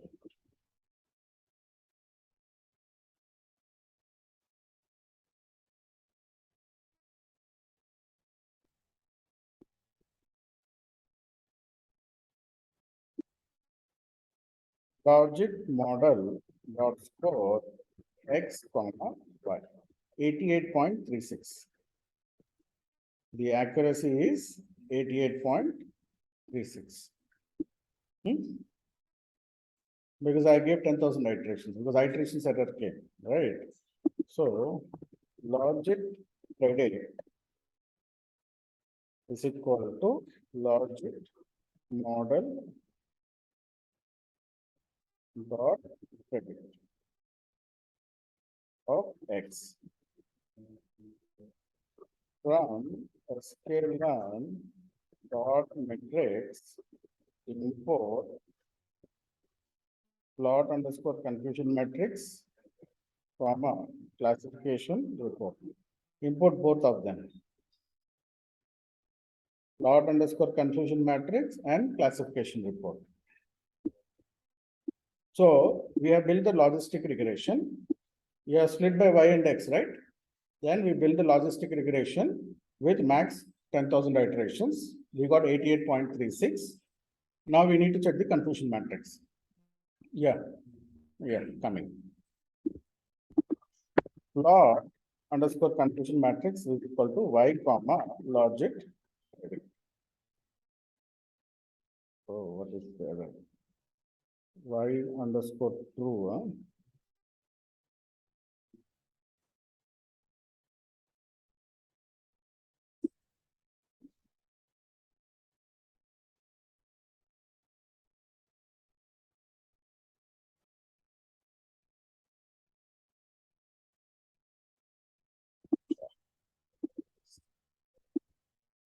Get it, okay. We'll only import that classification report.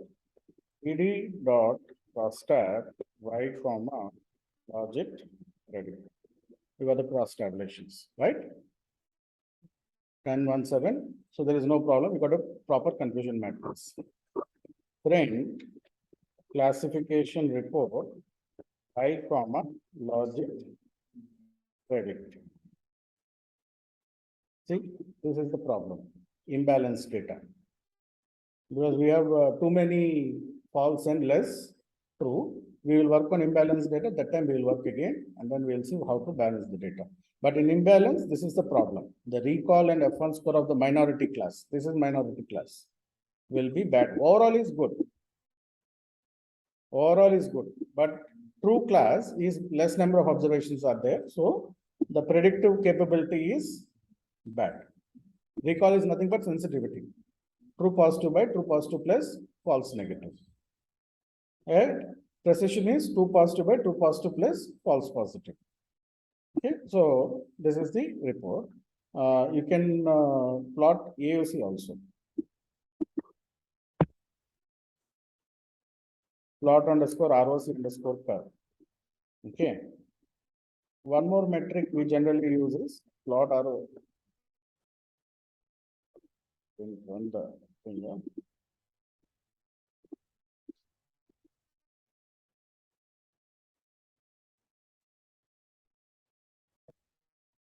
Is equal to logic comma x comma y. So we got AAC of 0.89. Area under the curve of 0.89, which is good. Which is good. Right? Do this. Your error is sorted.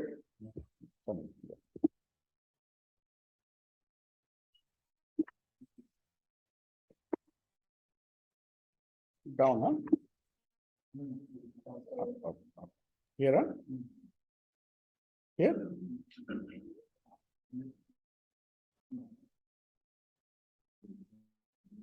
Here? Yeah. So you guys can download classification report and all and then give right now.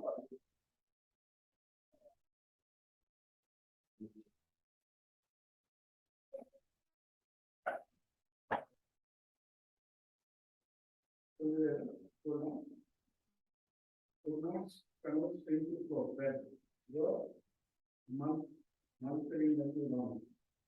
Predicting the month.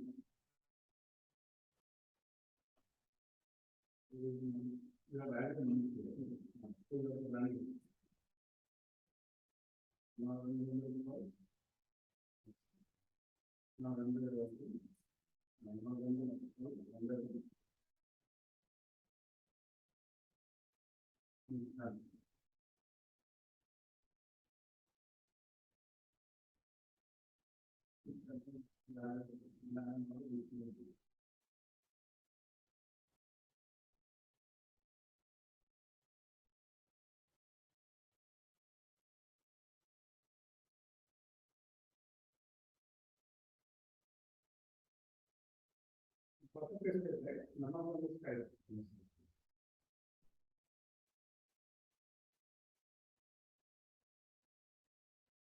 Yes, axis is equal to one, where is that all? You didn't add axis is equal to one. So it created a lot of, it did cross run. You didn't give brackets next to label and code. Where is brackets next to label and code?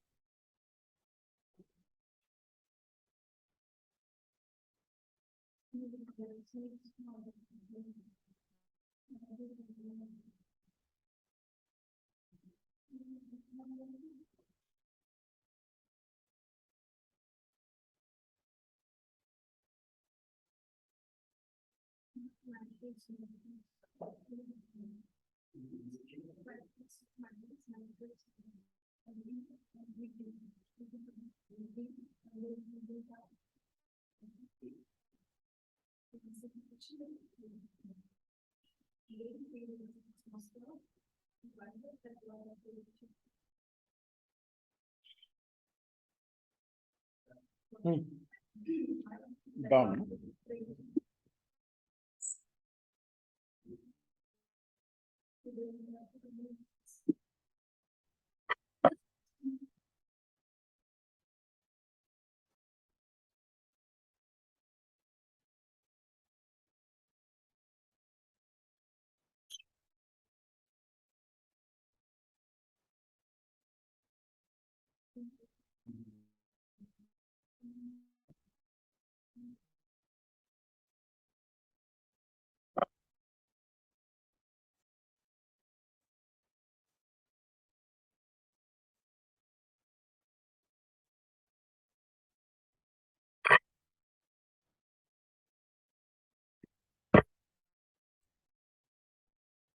Done.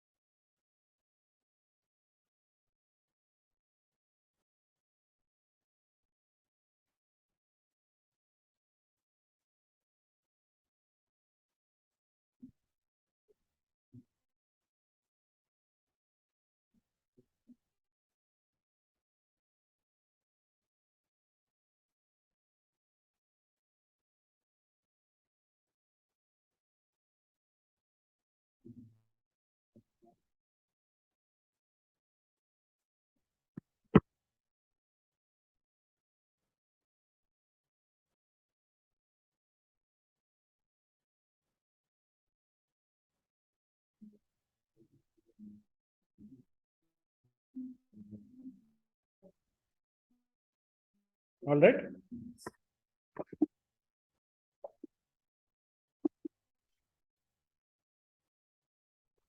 From sklearn.tree, import decision tree classifier. Tree is equal to decision tree classifier.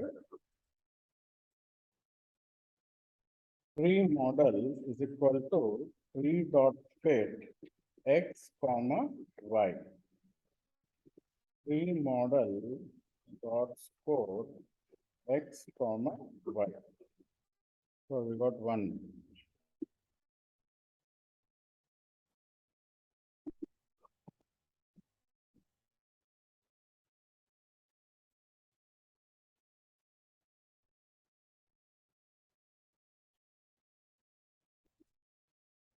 Tree predict is equal to tree model dot predict x comma y.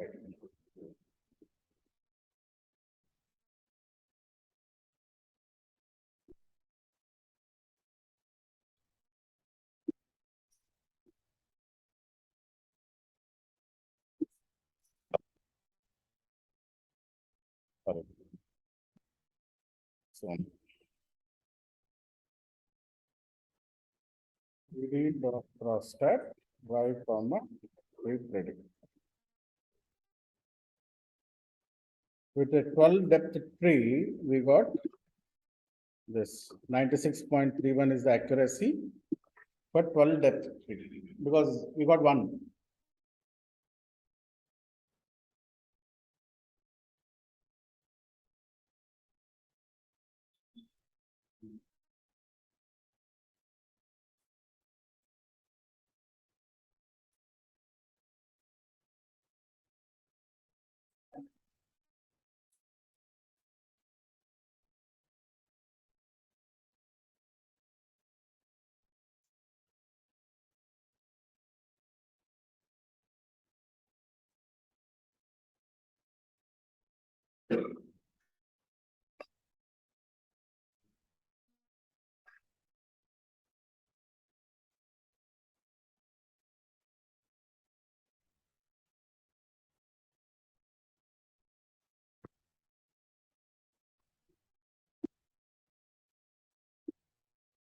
Okay.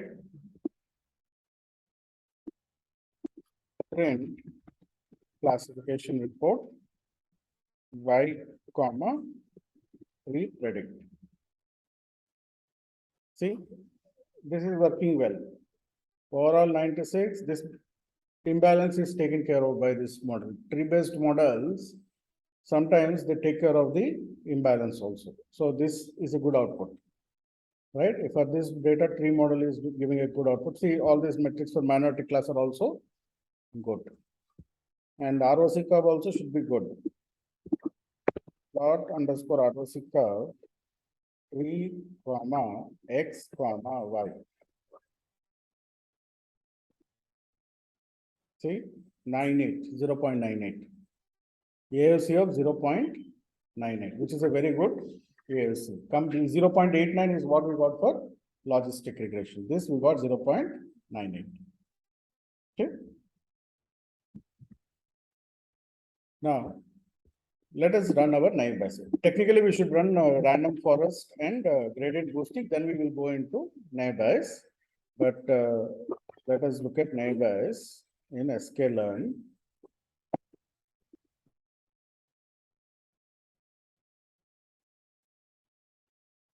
So naive Bayes in sklearn, we have multiple types of naive Bayes are there. One is Gaussian naive Bayes. Gaussian implements the Gaussian naive Bayes algorithm for classification.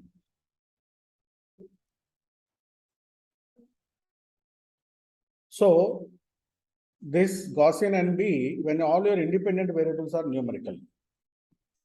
When all or most of your independent variables are numerical, then we'll go with Gaussian naive Bayes. Similarly, we also have multinomial naive Bayes, which is used mostly in text classification or in multinomial data. When your dependent variable has multinomial classes, when you have more than two classes in your dependent variable, then we have to use multinomial naive. For multinomial distributed variations, predominantly we use it in text classification and other multinomial things. Then we have, this is not important, academic version, Bernoulli naive Bayes. Bernoulli naive Bayes is when your dependent variable is binary. When your dependent variable is binary. Or when multiple features are also binary. Sometimes you will see a lot of binary data. You can use Bernoulli NB when your dependent variable is binary, or when your most of the independent variables are binary. So Bernoulli naive Bayes is also there. So categorical naive Bayes, out of core naive Bayes, there are different naive Bayes are there. So let us understand the difference between Gaussian naive Bayes versus multinomial naive Bayes.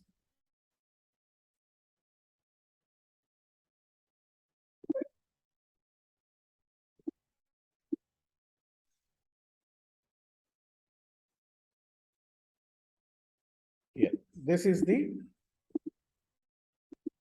difference between the three classifiers. Bernoulli naive Bayes is good at handling Boolean or binary attributes. Attributes means features. When most of your features are Boolean or binary, then Bernoulli naive Bayes, including your dependent variable. Multinomial naive Bayes is good at handling discrete values. Discrete values means when you have more than two classes in your data, multinomial. Gaussian naive Bayes is good at handling continuous values. When your data is mostly numerical and continuous, you use Gaussian NB. So you can see these scenarios. I will paste it in the notes. You can look at them.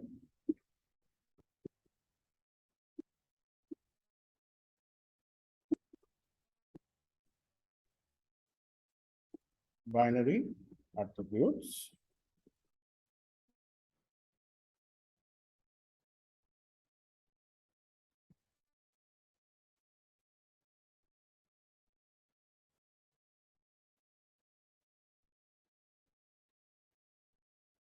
Continuous variables. Okay. So examples also is given, which has column like has diabetes, has thyroid, and then you classify the person as healthy or not.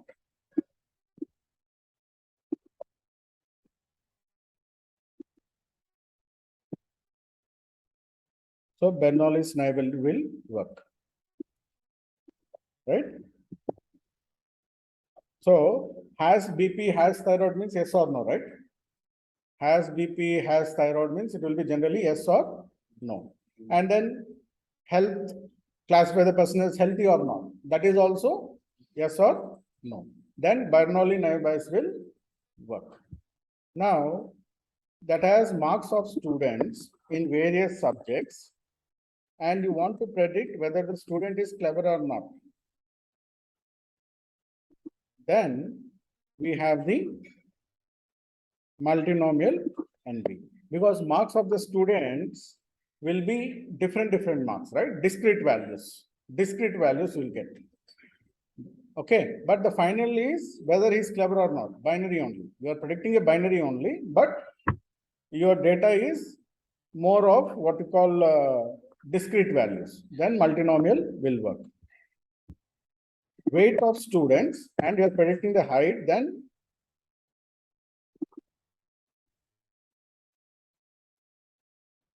Gaussian NB will work. So Gaussian NB is for numerical predictor. Okay. There's some error in Gaussian NB. No. Predicting height means it's a numeric, right? That means tall or short, but here it is saying predicting height. Height means it will be numerical only, or tall or short. Right, this guy got confused. So this is purely classification algorithm. It cannot be used in, thing. Even in Python classifications also.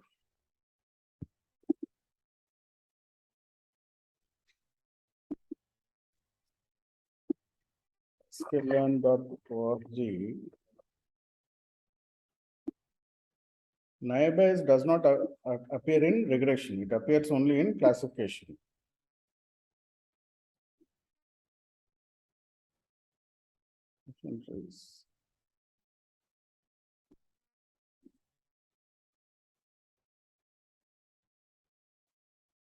Because if it is both classifier and regressor, they will give a segmentation. They didn't give that segmentation, means it's only classification only algorithm. Okay, so let us implement Bernoulli and B and then see how it will work. From sklearn dot namebase import Bernoulli and B. And B Bernoulli.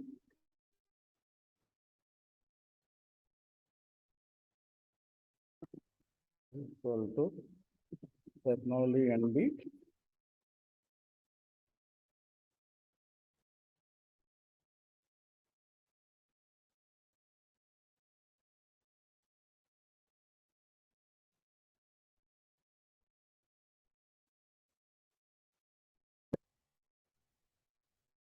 $85.58.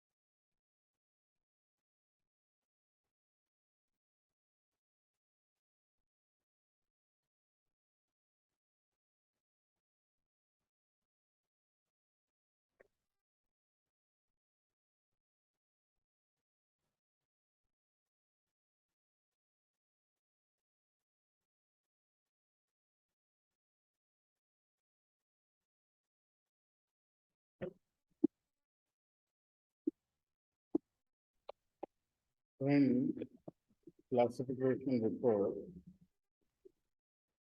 comma,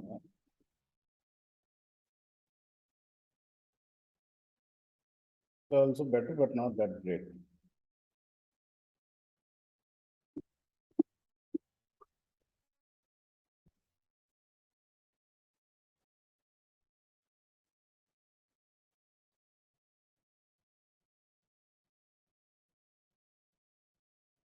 0.86. Area under the curve also not that great.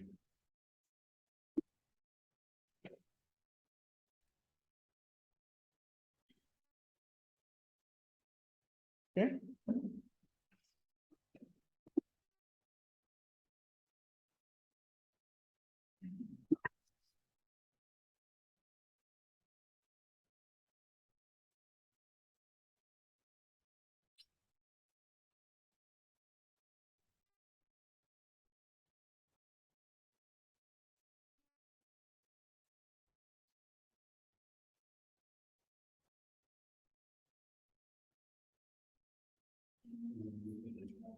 Okay, got it?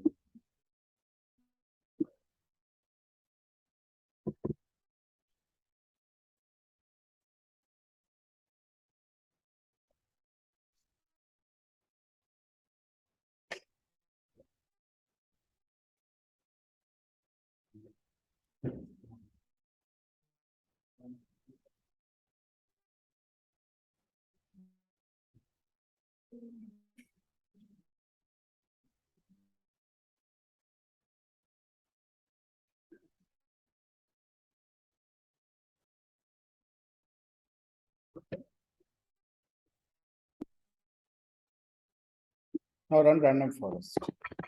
Run sklearn dot ensemble import random forest classifier. RF is equal to random forest classifier and underscore estimate is equal to 3000. RF model is equal to RF dot fit x comma y.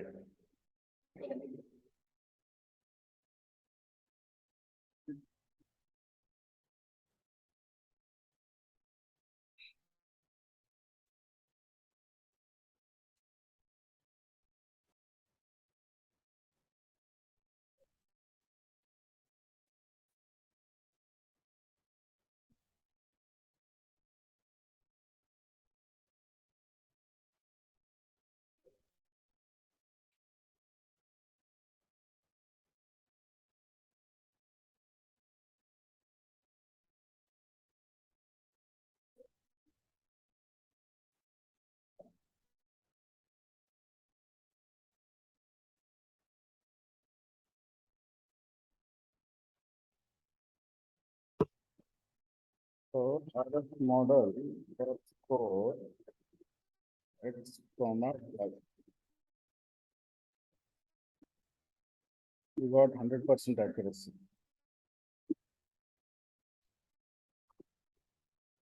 RF credit is equal to RF model dot credit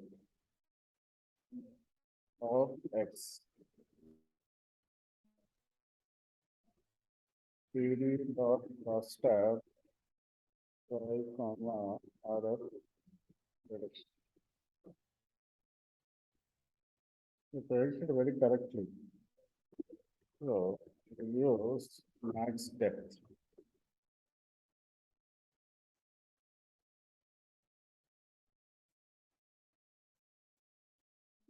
Given max depth as 12, like how we gave for decision tree. And then see how things will go.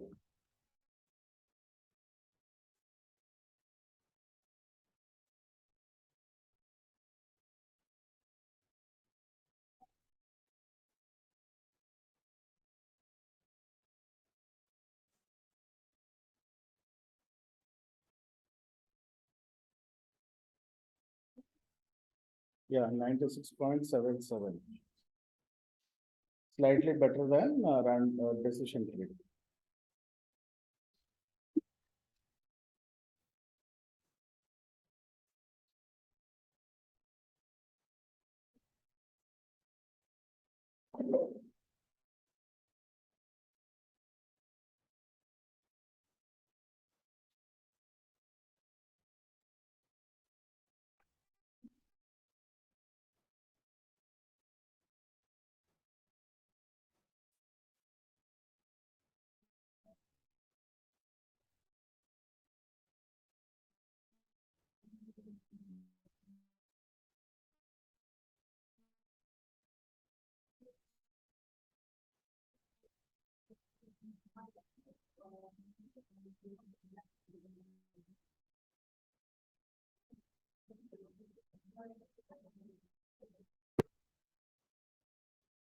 Okay.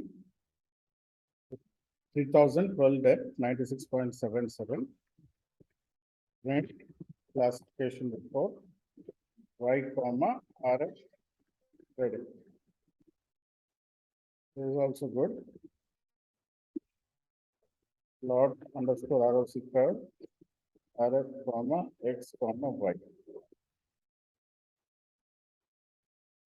So area under the curve is 0.99, better than decision tree.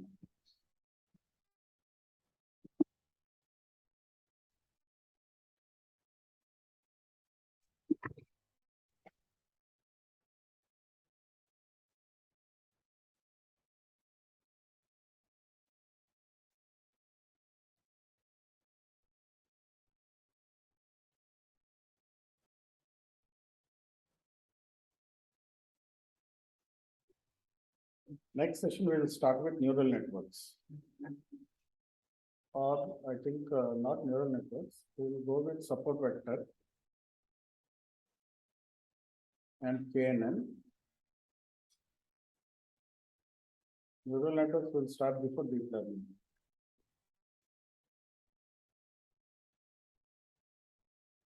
If you're done, run gradient boosting with 3000 trees.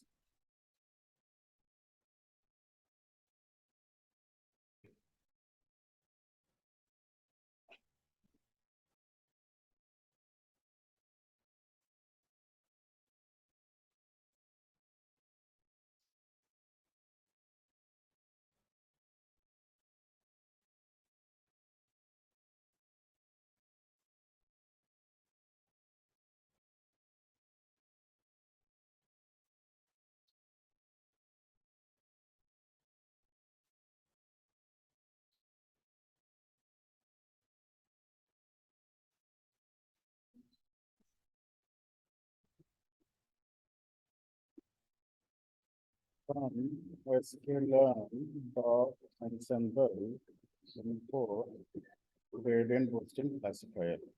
GBM is equal to gradient boosting classifier and underscore estimators is 3000. GBM dot fit X comma Y.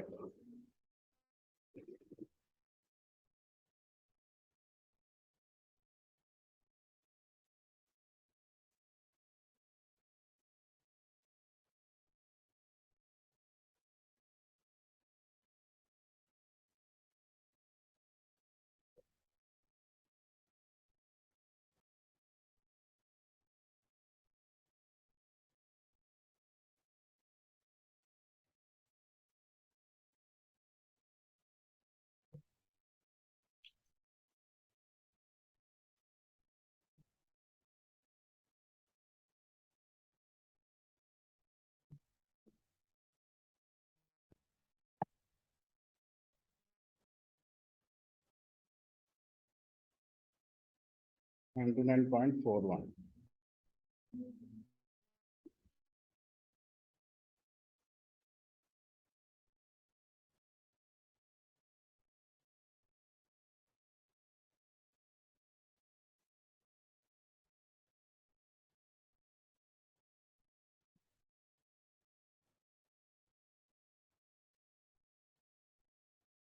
So GVM model is also working well.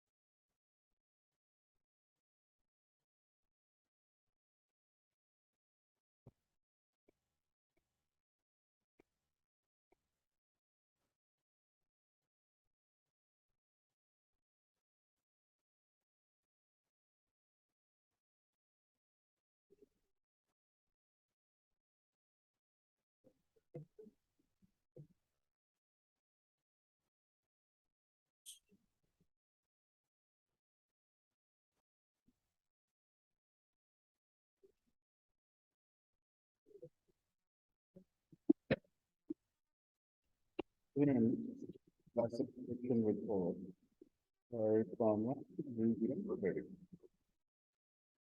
This is also good. Or Arosika, BBM, comma, X, comma, Y. One, AOC of one.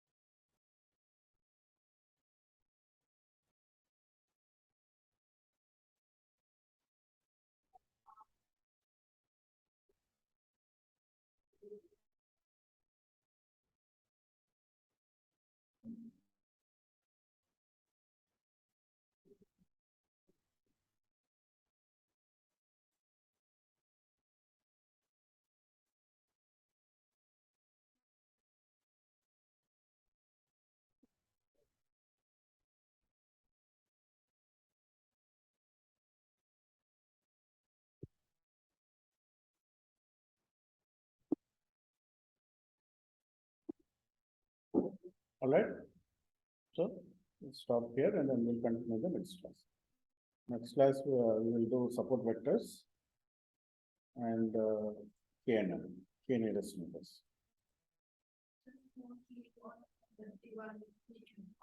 That you confirm it with that.